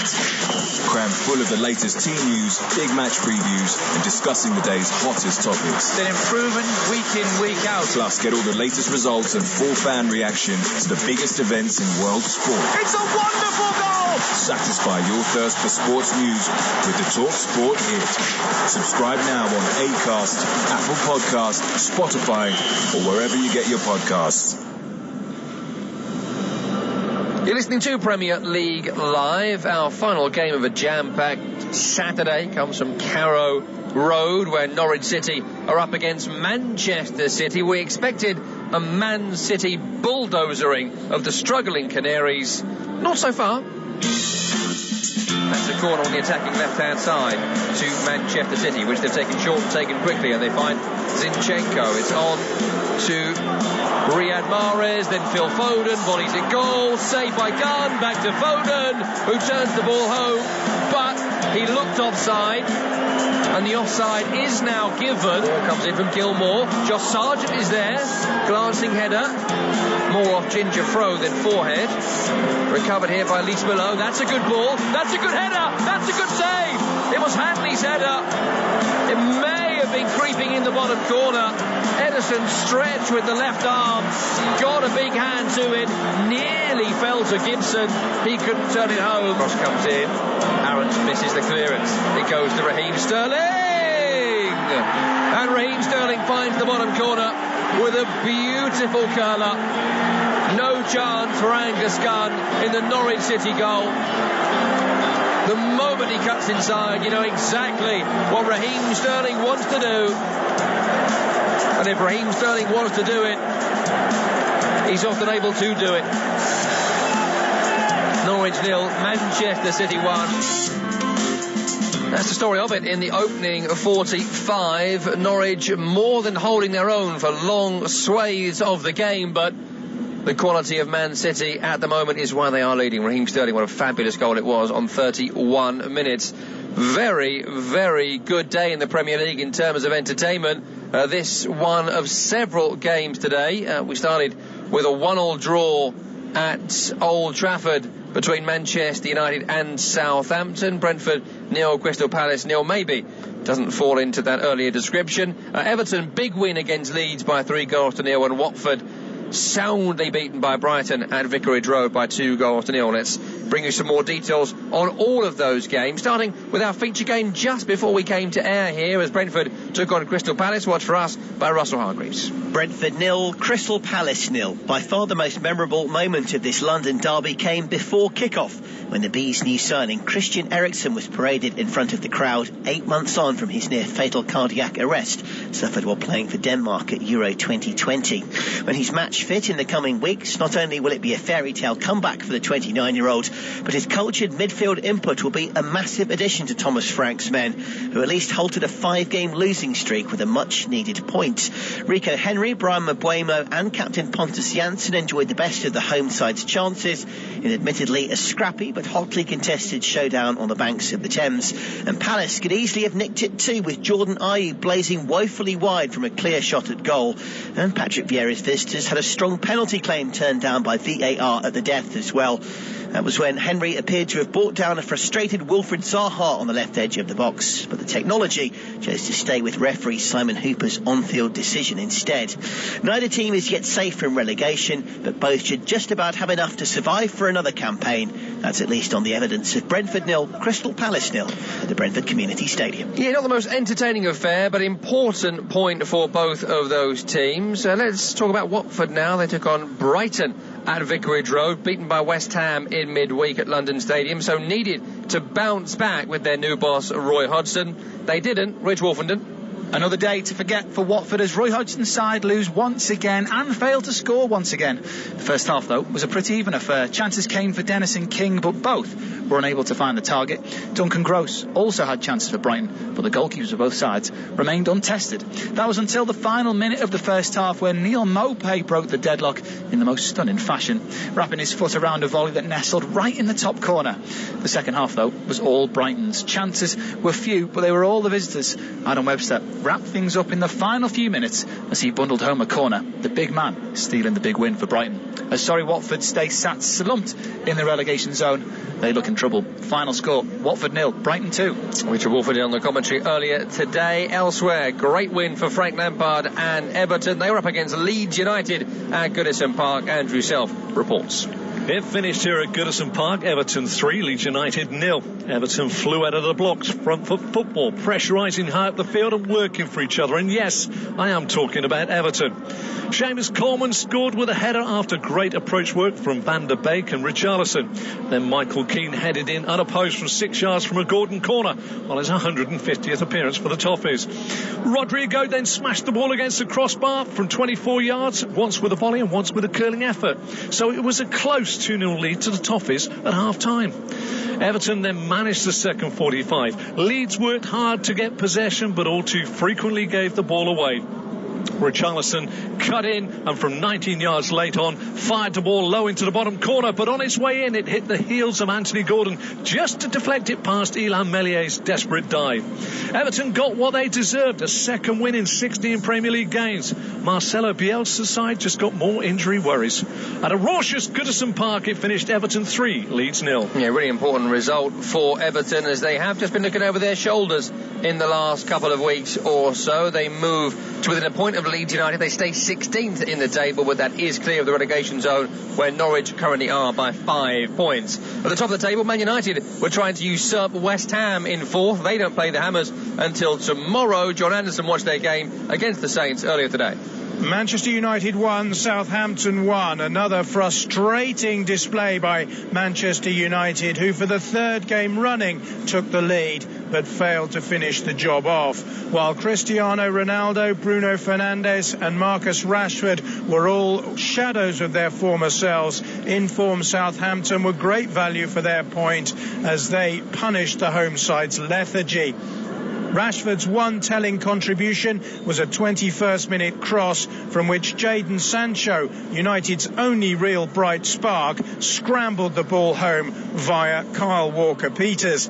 But as the old joke goes, it was deja vu all over again for Ralph Rangnick, whose side failed to take subsequent chances and were punished 2 minutes into the second half as Wednesday's match winner at Spurs, Che Adams, ran through to finish very neatly and make it 1-1. Either side could have won it in a frenetic encounter. Fraser Forster made a wonder save from Harry Maguire's header late on, but it wasn't a game United deserved to win, and they failed to grab the chance to return to the top 4. It finished Manchester United 1, Southampton 1. The brilliant John Anderson on commentary earlier on, quick to get rid of his microphone there, it would seem. Tomorrow we've got 4 games for you in the Premier League. Our 2 feature matches: Burnley against Liverpool from Turf Moor, Alex Crook and the former Burnley man Michael Kitely, followed by Leicester against West Ham with the brilliant Kevin Hatchard and the perfectly average David Connolly. Newcastle, Aston Villa and Tottenham Wolves available to our digital and online partners. A bonus game for you on Tuesday as well. I'll be back with Paul Parker for Man United up against Brighton at one of our many rearranged fixtures in the Premier League. Here it is Norwich 0, Manchester City 1. Raheem Sterling with the only goal of the game so far. Second half is next. Stay with us. You are listening to Premier League Live. It's the ultimate fusion of football and celebrity. The Best 11 podcast from Talk Sport. Johnny Owen and Mark Webster interview the biggest names in popular culture, looking back at the role the beautiful game has played in their lives. Paul Weller. Could I just start off apologising for last weekend? Actor Stephen Graham. Good morning, Stevie. Morning. Sharing their earliest football memories, how they celebrated their team's successes, culminating in their all-time best 11. Noel Gallagher. Let's deal with the hangover and let's have it again after that. The Best 11 podcast. Subscribe now on Acast, Apple Podcasts, Spotify, or wherever you get your podcasts.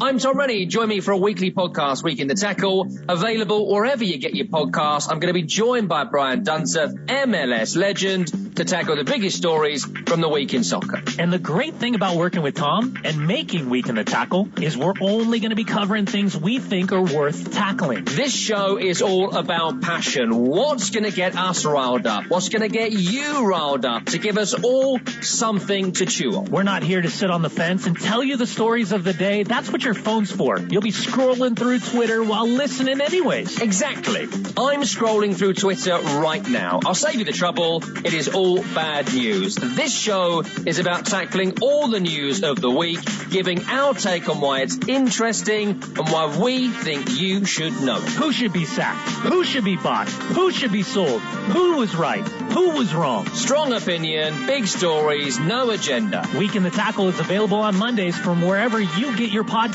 If it's a big story in soccer, we'll tackle it. Got an unquenchable thirst for sports?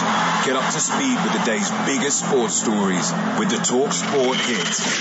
Crammed full of the latest team news, big match previews, and discussing the day's hottest topics. Been improving week in, week out. Plus, get all the latest results and full fan reaction to the biggest events in world sport. It's a wonderful goal! Satisfy your thirst for sports news with the Talk Sport Hit. Subscribe now on Acast, Apple Podcasts, Spotify, or wherever you get your podcasts. The Women's Football Weekly Podcast. With Faye Carruthers. All the action, excitement and drama from across the entire women's game. Clean off the line by Steph Horton. Including the Women's Super League. Emma Price is dead. Tap in. The UEFA Women's Champions League. Lana Clellan striking from outside the penalty area. And the Euro 2021 qualifiers. On the edge of the area to Emsley. And Emsley's going to finish it off. Plus, all the home nations' international friendlies. Lucy Bronze with the strike from the edge of the penalty area. World-beating big match conversation. There's Jodie Taylor. Subscribe now to the Women's Football Weekly Podcast on Acast, Apple Podcast, Spotify, or wherever you get your podcasts.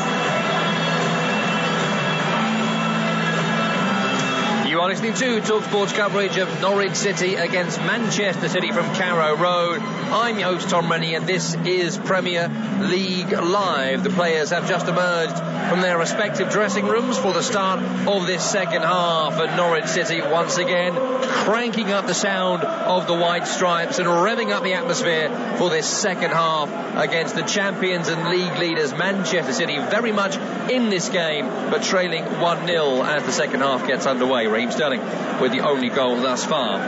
No changes, double checking that in front of me at half time, didn't seem to be, and so here are the teams starting with Norwich. Angus Gunn, once off Man City, is in goal, in for the injured Tim Krul.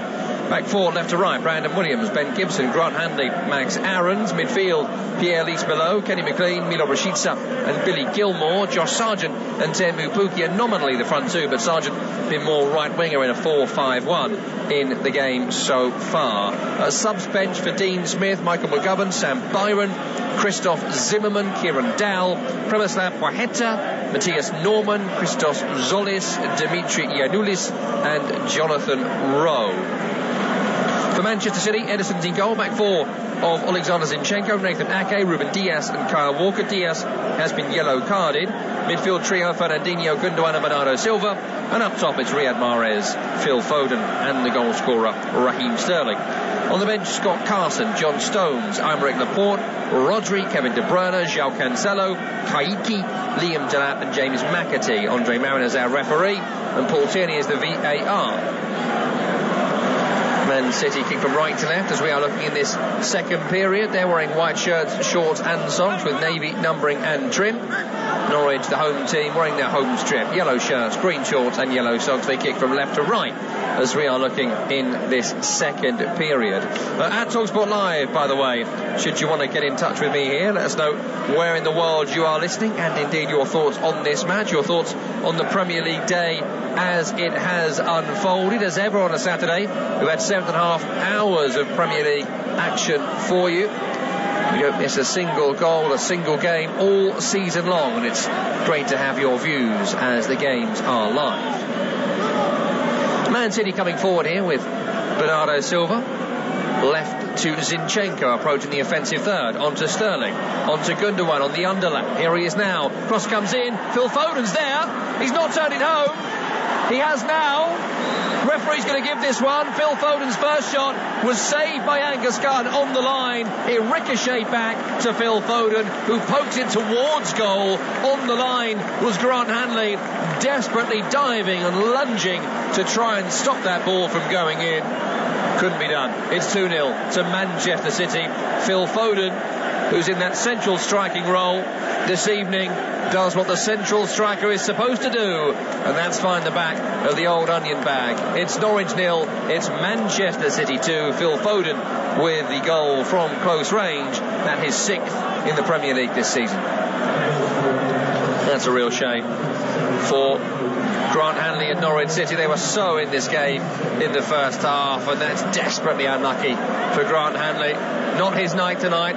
Hit the posts in the first half after his header was just fingertipped onto it, for my view, from Ederson, and now he's just failed to clear off the line,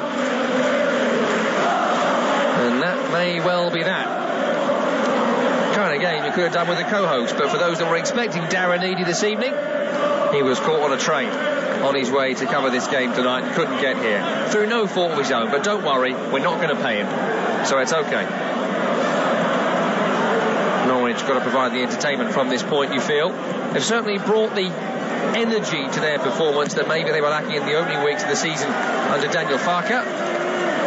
How do they manage this from here? Because we spoke earlier about the fact that City have got big games to come. For Norwich, after Liverpool next week, it's Southampton, Brentford, Leeds. They're winnable games, and the Leeds game comes into sharp focus following their loss earlier today against Everton. Those teams down the bottom got to catch somebody, and with Newcastle's investment in players over January, it's Everton and Leeds, the likes of Norwich and Watford are looking at. Just getting a real super slow-mo zoom on the goal decision system here on our monitors. It's well over the line. It's not a controversial one, this. The assistant referee didn't give it on first viewing, but I think you're rather meant to keep your flag down unless you're absolutely sure. And it was given by the GDS, and that's a good couple of inches over. No one shares the goals around like Manchester City. Ball is passed back here towards Gunn from Norwich. It's bounced to him on his goal line. He's actually dealt with that really well. Forward to Gilmour, who then looks crossfield to Rashica, who's initially stronger than Kyle Walker, but he's poked around the England fullback, favoured Walker. Mahrez could be in trouble here. Williams and Pukki chased him down. Mahrez just ran around them both, and now Diaz has lost out to Williams. Chance here for Norwich, but that's a really poor pass forward, and they give the ball back rather softly to Man City. It was Pierre Lich below with the ball forward. Not his night tonight. Might not be his league. Here's Fernandinho, forward to Gundogan, approaching the offensive third, running left to right, running away from goal. Finds Mahrez up against Williams, couple of step overs. Trademark stop turn from Riyad Mahrez. Always enjoy seeing it. He seems to totally stop his body whilst at the same time dumbing to cross. It's a real sight to behold. He's been doing it for a long time now in the Premier League. No one else does it as good as him. Here's Raheem Sterling with a beautiful cross towards the back post. Gunn gets there before Bernardo Silva. It's kept on by Riyad Mahrez on the sideline. Right hand side, tees it up for Kyle Walker. Drives a goal off Max Aarons, who once again is just not composed in his own penalty area and swipes the ball over his own crossbar for a corner to Manchester City.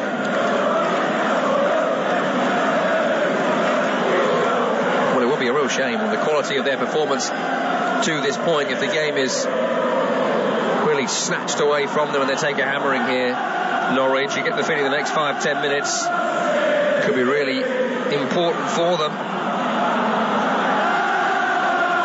A loss to Man City is certainly nothing to be ashamed of, but a big loss will be tough to get over. As Gundogan's ball is delivered in here, Nathan Ake at the back post, should have made it 3-0. It was flicked onto him, I think, by Ruben Diaz at the near and Ake at the far. has somehow contrived to put it over from about 4 yards out. He's on the stretch. It's not that easy, but it's not that hard either. Ake looking for his second goal of the Premier League season. Didn't get it there, but you feel will get other opportunities. 53 minutes gone. Norwich City 0, Manchester City 2 on Premier League Live. Edison with a blast upfield towards Mahrez. Cushions a header back towards Bernardo Silva. City are really piling on the pressure now. Norwich look like they can't wait for that full-time whistle.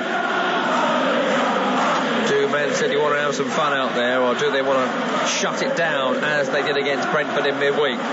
Here's Raheem Sterling, scorer of the first, up against Aarons. Towards the corner of the area from the left-hand side.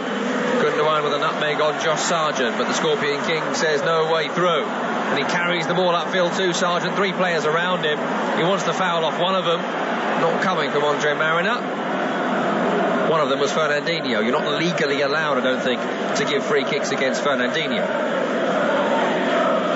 At least until the 88th minute. Here is Fernandinho. Slips one through towards Mahrez. Just a touch too hard for Riyad Mahrez. And it's through to the goalkeeper. Angus Gunn away to our left. No goal for Riyad Mahrez as yet. Scored in his last 7 appearances for Manchester City. 5 in the Premier League. Best ever scoring run of his career. Of course, he went off to AFCON in the middle of that run, but we're just counting Man City performances to make that stat seem good. It's good, to be fair. There's a run for Rashica over on the far side, who's done brilliant today against Kyle Walker. Tries to chop in field away from Walker, who goes to ground and puts a tackle in. Wonder how he might get on the other side. Rashica, Kyle Walker. But there's one thing he has got, his pace. And Rashica not been able to get around him so far today. On the other side, it's City coming forward with Sterling into Foden. Poor pass return to Sterling from Foden. One back by Kenny McLean. Pukki's cushion to Gundogan is nicked back by Foden.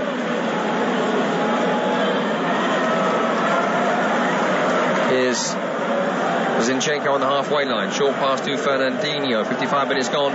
It's Norwich 0, Manchester City 2 on Premier League Live with me, Tom Rennie. Great to have you company at TalkSport Live, the place to get in touch. Let us know where in the world you're listening and your thoughts on the match as City come forward again. Riyad Mahrez searching for a goal from the right-hand side, approaching the offensive third. Cross comes in, it's away from Hanley. Picked up by Zinchenko. Short to Fernandinho. He'll leave it for Kyle Walker. Right to left, Gundogan, corner of the area, right-footed cross, blocked by Aarons. Gundogan wins the 50-50. Reverse pass to Sterling. Sterling in the area, shot blocked by Hanley. Sargent brings it away, but no one's up there. There's no one to pass to. There's nowhere to go. Up towards Pukki. Ake intercepts. Pukki with the tackle. Ake goes down. Fernandinho takes over. And City have the ball once again, as they have had for 73% of this match. 15 shots, 6 on target to Norwich's 5, one of which hit the target, saved by Edison.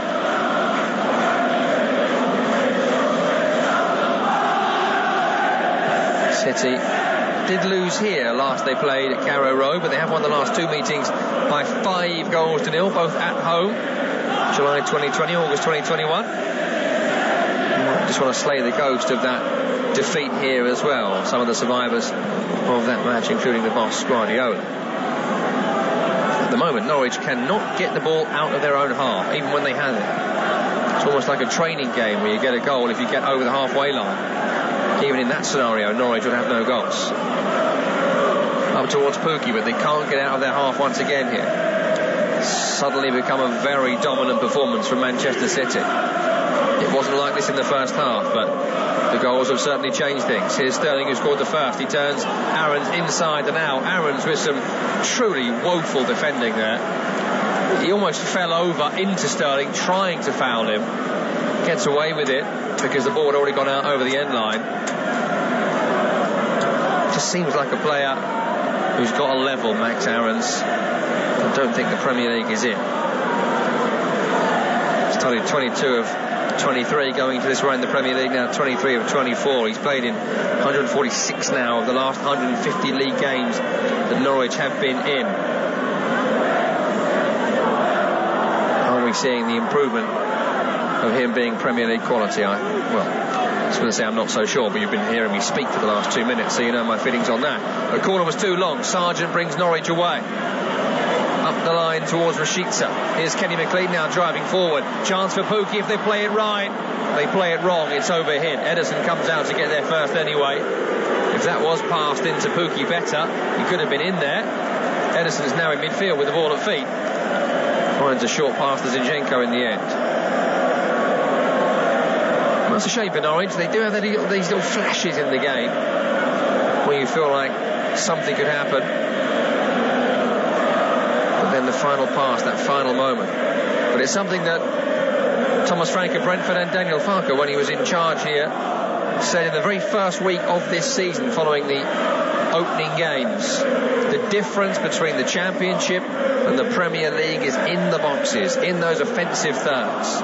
If you get the chance in the Premier League, more often than not, it is taken. It must be taken. It has to be taken. City have, Norwich haven't, and now we are where we are. 58 minutes gone, near 59. It's Norwich City 0, Manchester City 2. Gundogan's pass back to Ruben Dias as City take us to walking pace. Just inside their own half, City. Zinchenko, Aaron's pressing. Zinchenko passing to Gundogan. Still game, Pookie and Gilmore and McLean, but not seeing much of the football, any of the football really, in the last 15 minutes of this half. Forward ball towards Kyle Walker. Walker gets there first, collides with Williams. A couple of rolls into Pep Guardiola, who helps him up on the sideline. I think that's a foul from Kyle Walker. It's not been given by the referee. It's going to be a throw to Manchester City. Maybe if he was still at Man United, Williams, we might have had a bit more consternation about that. Here's Sterling away from Sargent. Corner of the area, left-hand side. Running at Hanley. Hanley stands firm and does well to stop the advance of Raheem Sterling. Sargent down the line. Gilmore picks it up.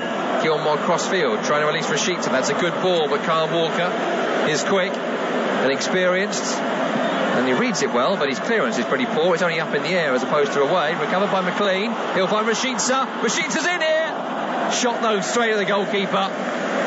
Another example of what we were talking about there. The difference is in the box. It's not too far away from where Sterling scored his goal in the first half. Sterling finds the top corner. Rashica finds the goalkeeper. If they could just make one of these chances pay. Rashica searching for his first Premier League goal there, and maybe that was evident in the way he struck it. Rather snatched at what was a really nice chance. If this was La Liga, they'd probably say that had a 19.3% chance of going in. A very niche joke, but what do you want? I'm on my own. Here's Fernandinho trying a through ball towards Raheem Sterling. It's intercepted by Hanley once again. Cleared upfield, recovered by Ake. There's Zinchenko. 2 yards inside the Norwich half. It's back to Ake. Ake into Foden. Controls and turns and finds a square ball to Fernandinho. Back to Foden, drifting in field. Lys below is with him. Norwich readying a couple of changes, I can see. Sam Byram and Matthias Norman are about to come on here. Lys below and Max Aarons have probably been Norwich's worst two players, so I think they would be obvious choices should that come to fruition. We'll bring you those subs as soon as the ball goes out of play, but Man City have got it, so it could be a while. Down the line, Zinchenko, Sterling, left end line, running into the penalty area, beats Lys below, challenged by Hanley. Ball has gone into touch, so they want to make the changes here. Norwich, they might just wait until this play comes to an end. No, in fact, they are going to make those changes now. It is Sam Byram, once of Leeds, once of West Ham, oft injured, coming on for Max Aarons, who has not had a good game. And Pierre Lys below, you could put into that category as well. one good cross in the first half aside. He's replaced by Norman, who is a slight cut above, I think, a lot of the midfielders that Norwich have got, but he has been missing for 2 months with a groin injury, a couple of sub appearances last couple of games. Could be important to them as we enter the home stretch of this season. We're in the final third of the campaign.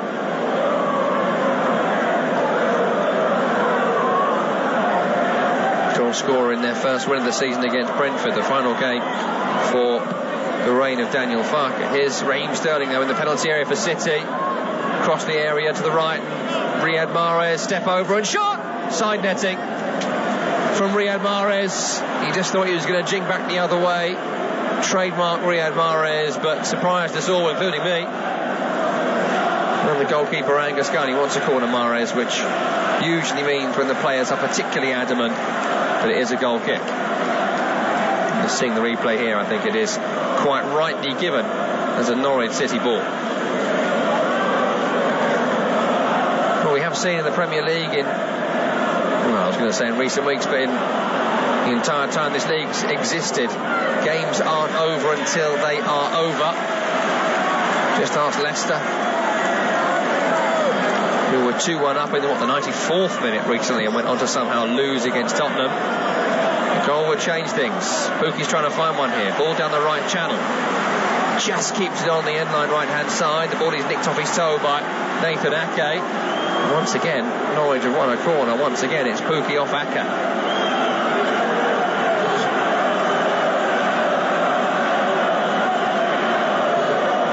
They were threatening from these in the first half. Gibson, Sargent, Hanley all have decent height to them. That's a good delivery. It's run by Hanley at the back post. He rather jumped over Gibson to get there. The header's poor. And that is a goal kick for Manchester City.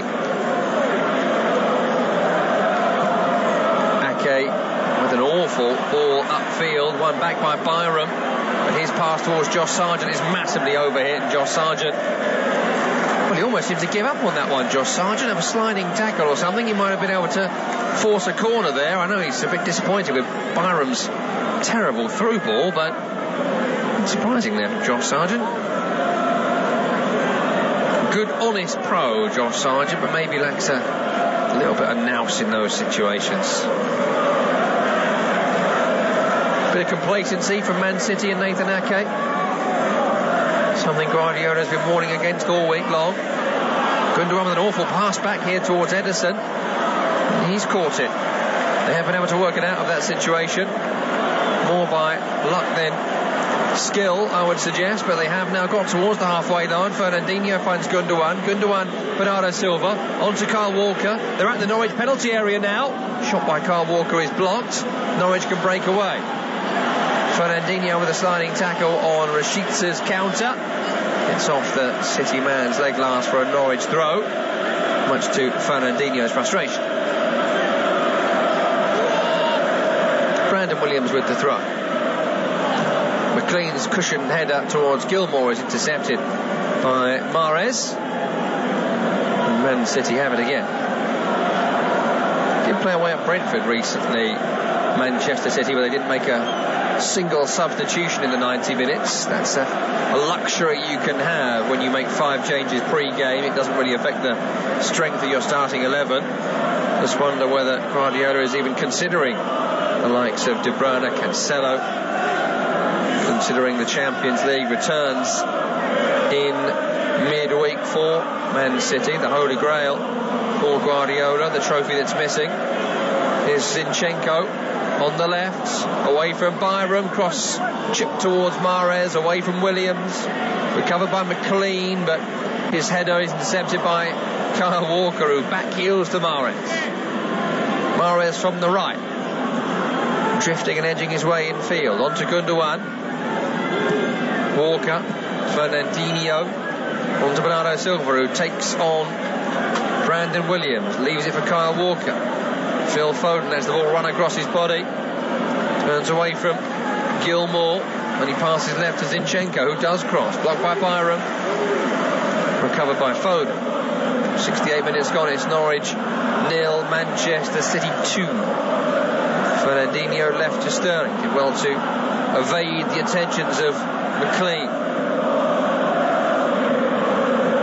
A couple of nervy moments last few minutes for Man City, so Guardiola will be happy to get his team back upfield in Norwich territory. Walker overlapping Mahrez here.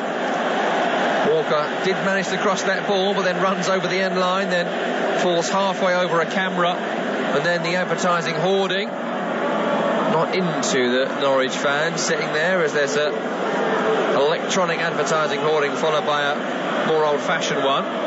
City don't even wait for Walker to get fit back on the field again. They just take the corner. They're down to 10. They've taken it short. They cross to Ake. Cushion to Ruben Diaz. Drive at goal is blocked by Gibson. Recovered by Zinchenko. Zinchenko's crossfield. Mahrez is there. It's just taken off his toes by the retreating Gilmore. Carl Walker still down. Kind of hit his knee into the camera on the end line there. It looked like on the first view, and we're getting another one now. And it was almost like, the camera struck him in the thigh. Don't think he got injured with the semi-tumble over the advertising hoarding. And in fact, we're just seeing the camera's view of that challenge. That's about £5,000 worth of damage. Still receiving treatment here. Not sure there's much point taking a risk on Walker if there is a problem. Corner taken by Mahrez. Foden's cross. Diaz header. And Sterling makes it 3-0. They've had corner after corner after corner in this game, Manchester City, and they finally make one pay. Straight from the training ground. Easy is the chant from the Man City fans, and you've got to say they are absolutely right.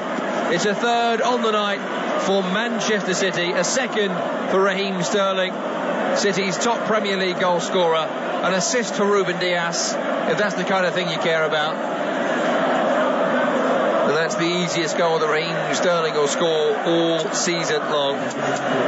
It's cruel on Norwich, who certainly were in this game for long swathes of it. No more. It's 3-0 and it's 9 in the Premier League this season for Raheem Sterling.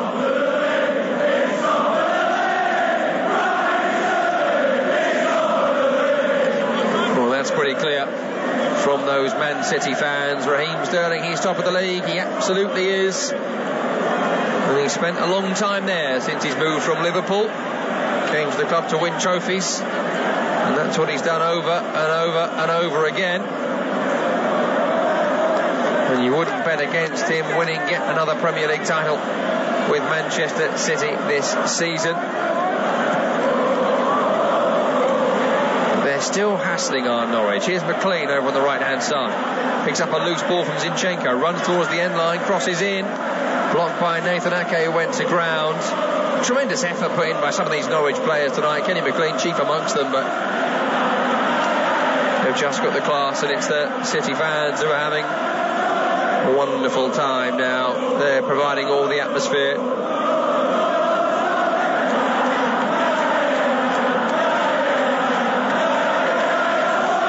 Corner on the right, Billy Gilmore takes it. Good delivery. It's up in the air from Ruben Diaz. Header won by Byram, charging in straight into the arms of Ederson. As Man City whip out the songbook to enjoy the final 20-minute cruise towards victory. And it's a victory that will reassert their lead at the top of the Premier League table from Liverpool to 12. They're 9 clear at the moment. They would have played 2 more than the Reds, and they've still got to play Liverpool before the season is out. Guardiola has said this week he's expecting it to be another 95 to 99 points required to be champions. Such is his rating of Liverpool and Liverpool's chances of winning every game between now and the end of the season. Another corner here for City. Won by Mahrez, taken by Mahrez, their 12th of the game. Bernardo Silva. Riyad Mahrez on the right hand side now, running at the defender Rashica. Cross comes in, it's away from Byram. Zinchenko gets the loose ball, left-footed cross, away by Williams, recovered again by Man City. It's Foden, a couple of thigh controls and a pass to Fernandinho. Zinchenko, Sterling, Zinchenko on the left. Fernandinho away from Pukki, into Foden, challenged by Hanley. If it wasn't 3-0, that might be a free kick, but Norwich can break. Over the top towards Rashica.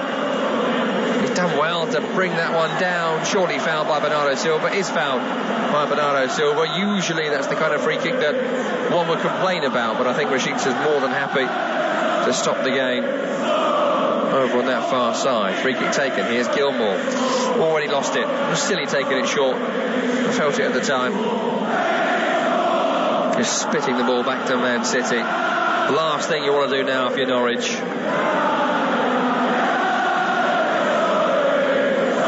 Ball with Edison. It's to 17 minutes remaining. 73 on the clock. It's 3-0 to Manchester City here on Premier League Live.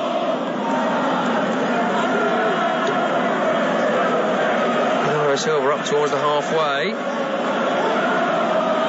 Kyle Walker's still on, by the way. Here he is now on the ball. He's not moving particularly happily, having been tackled firmly by a camera moments ago on the thigh, having overrun his cross. Looks like someone is being stripped off, ready to come on there, over on that far side. Here is Bernardo Silva with a square pass to Fernandinho. Fernandinho into Bernardo Silva. Back to Ruben Dias. On to Sterling. He's surely being fouled there by Hanley. I think Andre Marin is trying to be sympathetic towards Norwich City, but even he, in a generous mood, couldn't allow that one to go unpunished. And the change coming up here isn't going to be Kyle Walker. I'm quite surprised by that. It's James McAtee who's coming on, the 19-year-old English midfielder. So his second Premier League appearance. He comes on to replace Bernardo Silva. Another game without a goal for him. Another hard-working display. If you want an embodiment of the dominance of Man City at this point, the guy that just brought on is number 87. Cross comes in here, in towards Ake from Foden, trying to find Fernandinho on the far side, but it's off the top of Fernandinho's head as opposed to the fore, and it's over the crossbar for a goal kick to Norwich City. We do also have other young talent on the bench to bring on. Liam Delap, Kaiki, and maybe the veteran Scott Carson can get a few minutes here. It's all become a bit testimonial at Carrow Road. Real shame. Decent match for a long spell. Charles Sargent on the right. Over the top here towards Pukki. Ake will get there. Pukki will battle, but Ake has done well to turn away from the attentions of Pukki. It's fired back towards Ruben Dias, who dealt with that well, as he always seems to do. Edison's pass right to Kyle Walker. 76 minutes gone. Norwich City 0, Man City 3 on Premier League Live. Here's Kyle Walker down the line, blocked by the hard work of Norman. Might be the first time he's touched the ball since coming on. Matthias Norman looks like someone who's trying to return to fitness more than anything else. Could be important for Norwich through the final third of this season. Here's Sterling. Zinchenko to Ake. 20 yards outside of his own penalty area. Finds a pass right to Ruben Dias. Being chased down by Pukki. Poor pass from Dias, intercepted by Rashica. Chance here for Pukki, who's goal side of Foden, but he's not very quick. Pukki, and he slips over, and that's all rather pitiful from Teemu Pukki. I think he has won a free kick again. As I mentioned, I think Andre Mariner is just giving things out of pity at this moment. I think it's just fallen over. Certainly got great goal-scoring instincts as Teemu Pukki, as his record in English football, certainly in the Championship, will attest, but pace he does not have. Free kick left-hand side. It's about 30 yards away from the end line, near the side. Gilmour's over it. Right-footed cross towards Gibson, who's won it. Header is looping on target. That will be a shot on target. the stats lovers out there, but that's about as much as you could say about that. It's never really testing Edison, who puts 2 arms up and plucks it from the scum. Just a reminder, we're back with you tomorrow. For everyone listening, apart from our audience in Ireland, you can hear Burnley against Liverpool with Alex Crook and Michael Kightly, the former Burnley winger. Big game for West Ham now. They go to Leicester tomorrow. Kevin Hatchard and David Connolly, your commentary team for that one. A win for West Ham pulls them away from Manchester United, who dropped points earlier today in the battle for the top 4. Also tomorrow, Newcastle Villa, Tottenham up against Wolverhampton Wanderers. Win for Spurs would move them to within a point of West Ham, and they would have a couple of games in hand as well. Make sure you're with us. There's a Brucey bonus for you on Tuesday as well. One of the many rearranged fixtures will be live here on Premier League Live. I'm back with our friend Paul Parker for Man United up against Brighton. Local time, 8 o'clock. We're going to be on air for that one. It's an 8:15 UK time kickoff for Man United against Brighton. Not an easy game by any stretch. Brighton winners against Watford earlier today. Man United, even when they win, aren't particularly good. Today they did not. They drew against Southampton. 79 minutes gone here. Chance for Josh Sargent, but the pass from Byram is so poor down the sideline towards Sargent. Ake will get there. Pass back towards Ederson from Ake. Ruben Dias finds Walker on the right. Back to his goalkeeper, Ederson. And it's walking pace now for Man City, as it was in the dying stages against Brentford in midweek as well. They are just cruising right now. Manchester City. They will have won with this victory 18 of 20 matches in all competitions. It'll be 43 points from a possible 45 in the Premier League. They will have won 21 in a row when they have taken the lead in matches.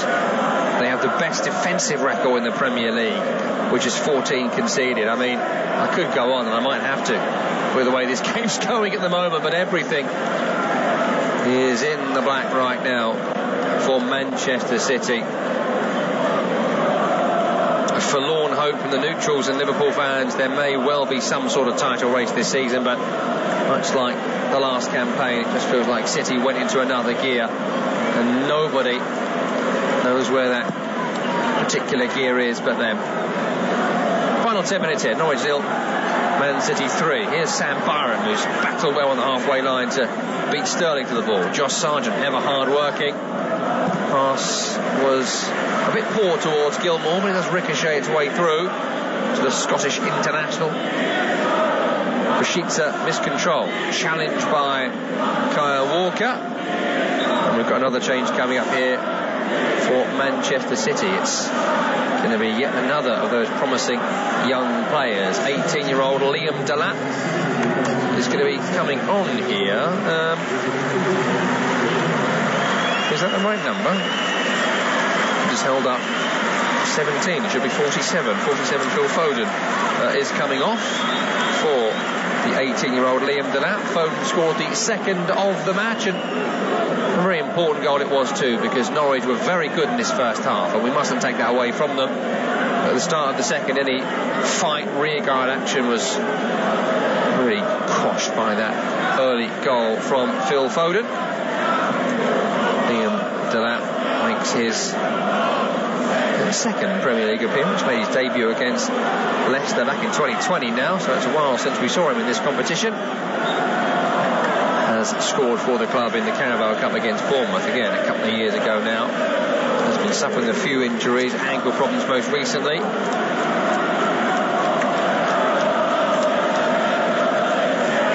Never seen him take a throw, but we'll find out if he has taken those golden arms off his dad Rory, famed for those Stoke City throw-ins 15 odd years ago in the Premier League. Here's Fernandine, crossfield ball towards the far side, intercepted by Williams. Rashica then fouled by McAtee. And Rashica will just need a little bit of treatment here. Looks a little bit like James McAtee might have just stamped accidentally on his foot following the foul. He was just trying to press him, and yeah, we see on the replay here, I don't think that's intentional from James McAtee. Just stamped through the Achilles of Rashica as he just tried to run by him. 83 minutes gone. Norwich City 0, Manchester City 3 on Premier League Live. Hello to Keith with us in York, PA, enjoying the commentary and hoping for a Villa win against Newcastle United tomorrow. That's going to be a real corker of a game. It's funny, if you had plugged that game maybe 10, 12 weeks ago, you may have been looking ahead to quite a dismal affair, but Villa with Philippe Coutinho and Jacob Ramsey, Newcastle with their new signings scoring goals all of a sudden too. Could be a fantastic game of football, Keith. So I think you picked a good one tomorrow. Should that be the one you're going to be listening to with us? Another change here. Riyad Mahrez isn't going to continue that goal-scoring run. I think Guardiola tried to keep him on for as long as possible to continue it, but that's come to an end, and it's a Premier League debut for the 18-year-old Brazilian forward Kaique, brought in from Fluminense for around £8 million a little while ago. There we are. It's the Man City youth team now, in the most part, against Norwich City, who are just managing their way towards the end of this game, knowing they're beaten.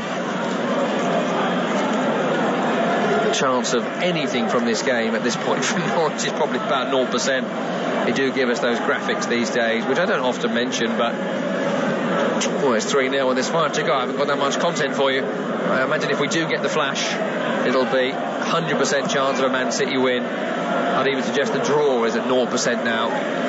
If you've got a bet on, I'm sure the bookies are paying out. 85 minutes on the clock. Kyle Walker's pass back towards Edison as walloped against Ruben Diaz, but Diaz was able to recover and retain possession for his team, of which they have had near 80% across the game.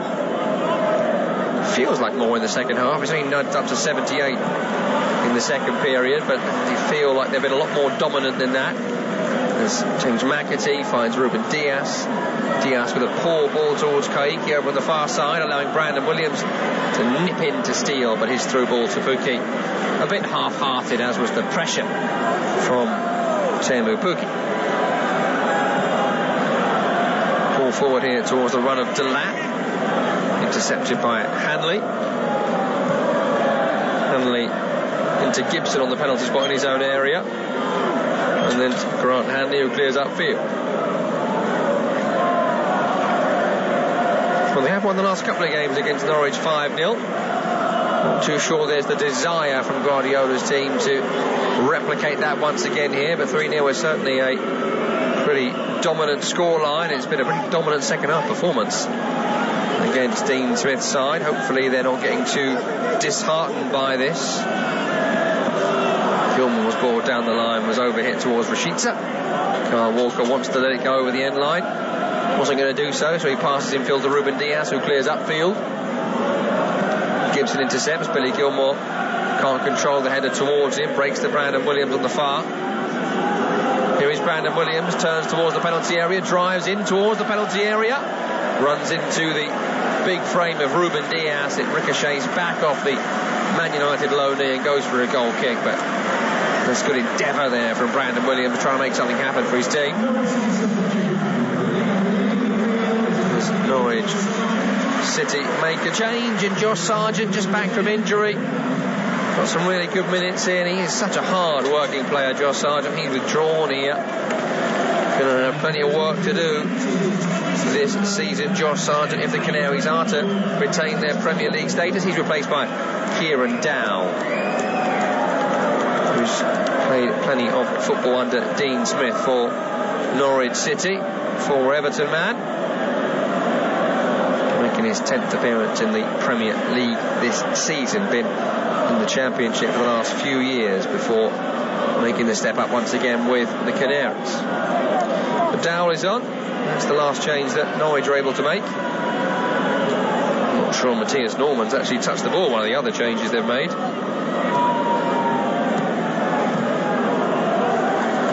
Well, 2.5 minutes of normal time here in a game. It's a shame the way it went from a neutral perspective, because it was brilliant for a while. I think Norwich are going to be worth watching for the rest of this season. Last they went down, they had an equal amount of points to this, but then they picked up only 4 for the rest of the season and went down rather pitifully in the end under Daniel Farke.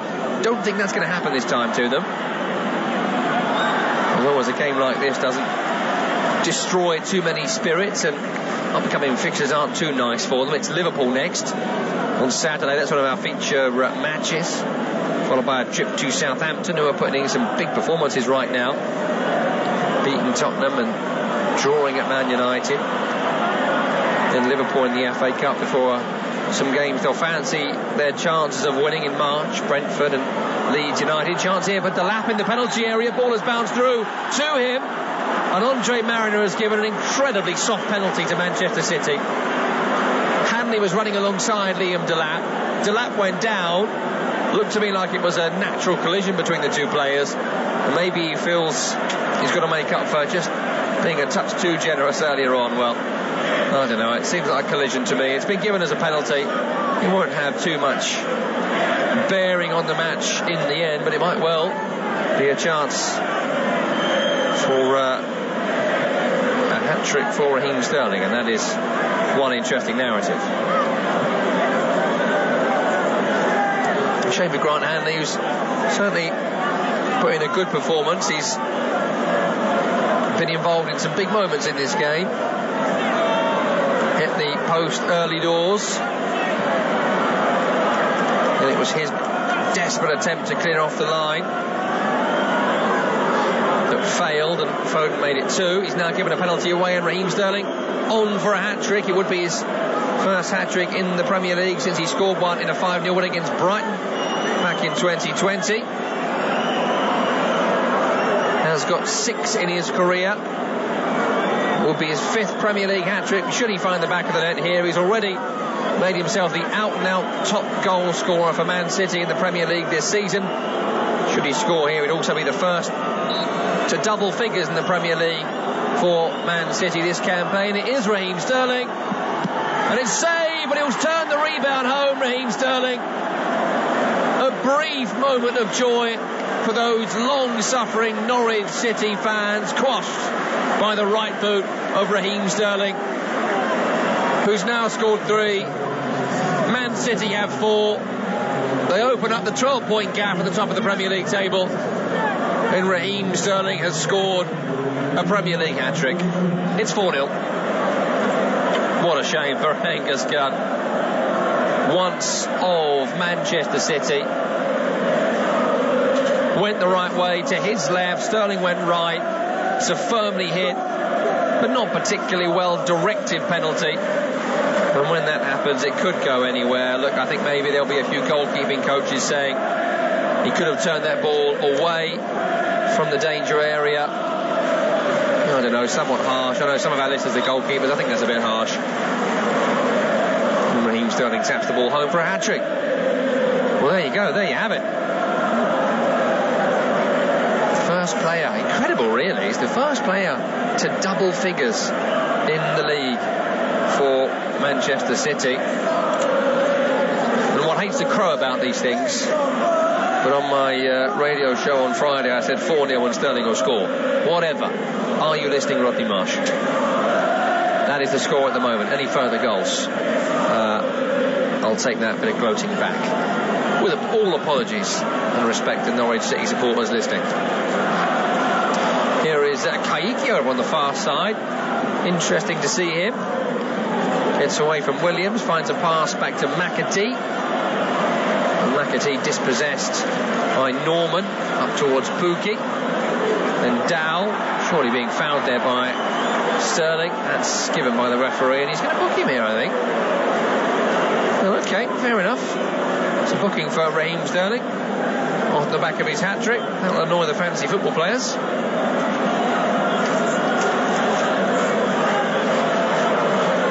Seemed a touch pedantic there from Andre Mariner, but I suppose referees are supposed to be pedants. That comes with the job. 3 minutes added on at the end of the 90. We're well into those now. All that's left is if City want to make this a 5-star show. Through ball from McAtee towards Sterling was overhit, and it looked like McAtee actually a little moment there at Raheem Sterling. May well be a know your role kind of moment there for James McAtee, whose pass was pretty poor.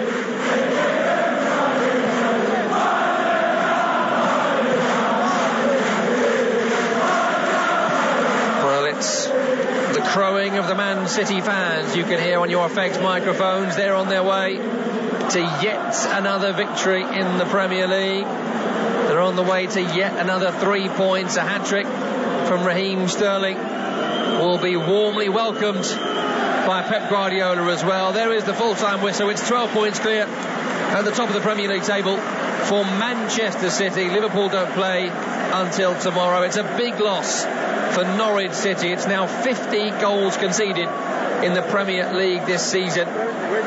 They do have the worst defence in the division, and they've now played 2 games more than Newcastle United, who are a point above them in the table, a place above them in the table, and things are looking somewhat grim for the Canaries with 14 games to go. A decent performance in the first half, a fighting performance in the first half, but in the end, like everyone else, they are put to the sword by Manchester City. Full time, Norwich 0, Manchester City 4.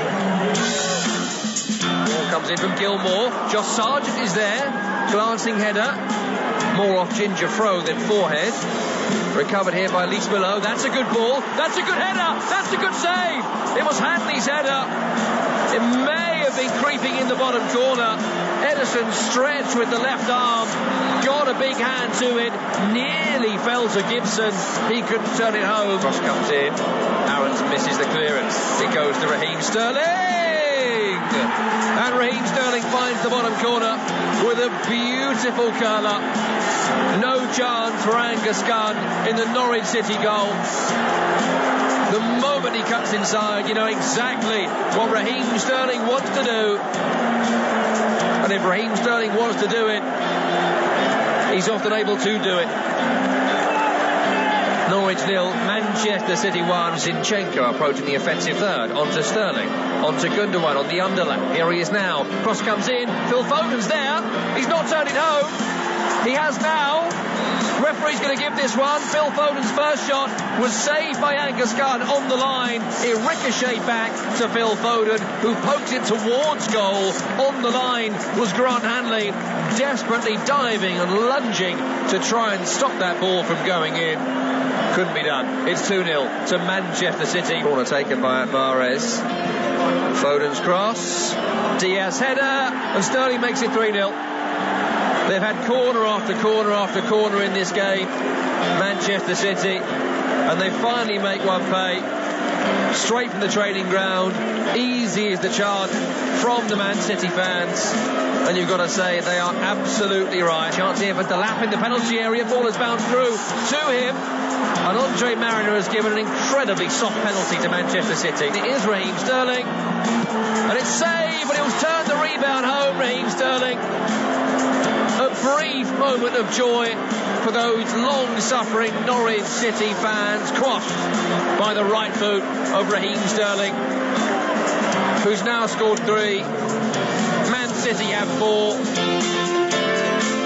That's the story of it. Big win for Manchester City, reasserting their dominance at the top of the Premier League table. I can tell you elsewhere today, Chelsea are world champions. They have beaten Palmeiras in the Club World Cup final by 2-1, just as it was in the Champions League final. A goal from Kai Havertz has won then the game by 2-1. A penalty in the 117th minute has given them victory there. Congratulations to Chelsea, and congratulations here to Man City, top of the Premier League table. Elsewhere today, Brentford 0, Crystal Palace 0, Everton 3, Leeds United 0, Watford 0, Brighton 2. and the early game of the day was Man United 1, Southampton 1. Let's get some reaction from that Man United game. Post-match, Ralph Rangnick, the Manchester United caretaker, interim boss, spoke to our colleague Hugh Wozencroft. More points dropped. West Ham stay fourth. Here's what he had to say. Ralph, you said you wanted to turn a 70-minute performance into a 95-minute performance, but today felt very similar to your previous two games. How did you see it? Yes, very much the same. It was similar to the games that we played before. Very good first half, outstandingly good first half hour. We did all those things that we had told the team to do. That included the game plan. We had 4 or 5 massive opportunities to score. We only were able to take one of them, and then at halftime it was clear that we have to be compact, that we have to be disciplined in our positions, don't allow them any transitional moments. But after 2 minutes, exactly that happened, quite like at Burnley, and then it was 1-1, and again difficult to deal with it as players. If you feel that it should be 3-4-1 or 4-0 to us, and then all of a sudden it's 1-1. It felt like a drop of intensity in the final half an hour. Is fitness maybe an issue for your squad? I don't know. I mean, there was not that much time to improve and to work on that. In training, to be honest, and whenever we have played so far, I don't see any fitness issues. It's more a question of being aggressive as a team. And of course, our players are more technical players, are more offensive thinking players that we have on the pitch. Whenever we need more of this, how shall I say, aggression against the ball, being more physical, even nasty, I would say, this causes us problems. It's another blow in terms of the top 4 chances. How do you rate those now for Manchester United? I mean, we have given away 6 points in games against Aston Villa where we were 2-0 up, Burnley where we were 1-0 up, and today 6 points dropped. This can happen once, but it shouldn't happen 3 times in a row. So we should have easily have 4 points more, and then the situation would be different. Results like the one today puts us even more under pressure for the upcoming games, that's for sure. Very quickly, you mentioned the fans in your pre-match notes, how they can have a huge effect on this club. Do you have a message for them about where the team is going right now? I mean, the fans are amazing, no matter if we play at home or away. What I can tell them is that we will try very hard in every day, every training session to get the results that we would like to get. But on the other hand, we also have to be realistic and face the situation that we're in right now. Yes, what I can guarantee to the fans is that we will try and work hard, but obviously with games and results like tonight or like today, we will struggle to finish 4th at the end of the season. So we have to be more lethal, more robust, and more, in the end, just decisive to get the benefit and reward ourselves after games like this. The thoughts there of Ralph Rangnick, the Man United manager, for the moment at least, following their 1-1 draw against Southampton earlier today. We're back with you tomorrow. 4 games in the league. Burnley against Liverpool, Leicester against West Ham, Newcastle, Aston Villa and Tottenham against Wolverhampton Wanderers. Here it has finished Norwich City 0, Manchester City 4. You've been listening to Premier League Live. It's the ultimate fusion of football and celebrity. The Best 11 podcast from TalkSport. Johnny Owen and Mark Webster interview the biggest names in popular culture, looking back at the role the beautiful game has played in their lives. Paul Weller. Could I just start off apologising for last weekend? Actor Stephen Graham. Good morning, Stevie. Morning. Sharing their earliest football memories, how they celebrated their team's successes, culminating in their all-time best 11. Noel Gallagher. Let's deal with the hangover and let's have it again after that. The Best 11 podcast. Subscribe now on Acast, Apple Podcasts, Spotify, or wherever you get your podcasts. I'm Tom Rennie. Join me for a weekly podcast, Week in the Tackle, available wherever you get your podcasts. I'm going to be joined by Brian Dunseth, MLS legend, to tackle the biggest stories from the week in soccer. And the great thing about working with Tom and making Week in the Tackle is we're only going to be covering things we think are worth tackling. This show is all about passion. What's going to get us riled up? What's going to get you riled up to give us all something to chew on? We're not here to sit on the fence and tell you the stories of the day. That's what your phone's for. You'll be scrolling through Twitter while listening anyways. Exactly. I'm scrolling through Twitter right now. I'll save you the trouble. It is all bad news. This show is about tackling all the news of the week, giving our take on why it's interesting and why we think you should know. Who should be sacked? Who should be bought? Who should be sold? Who was right? Who was wrong? Strong opinion, big stories, no agenda. Week in the Tackle is available on Mondays from wherever you get your podcasts. If it's a big story in soccer, we'll tackle it. Got an unquenchable thirst for sports? Get up to speed with the day's biggest sports stories with the Talk Sport Hit. Crammed full of the latest team news, big match previews, and discussing the day's hottest topics. Been improving week in, week out. Plus, get all the latest results and full fan reaction to the biggest events in world sport. It's a wonderful goal! Satisfy your thirst for sports news with the Talk Sport Hit. Subscribe now on Acast, Apple Podcasts, Spotify, or wherever you get your podcasts. The Women's Football Weekly Podcast. With Faye Carruthers. All the action, excitement and drama from across the entire women's game. Beat off the line by Steph Horton. Including the Women's Super League. Ellen Price is dead. It's up it is. The UEFA Women's Champions League. Lana Clellan striking from outside the penalty area. And the Euro 2021 qualifiers. On the edge of the area to Emsley. And Emsley's going to finish it off. Plus, all the home nations' international friendlies. Lucy Bronze with the strike from the edge of the penalty area. World-beating big match conversation. There's Jodie Taylor. Subscribe now to the Women's Football Weekly Podcast on Acast, Apple Podcast, Spotify, or wherever you get your podcasts.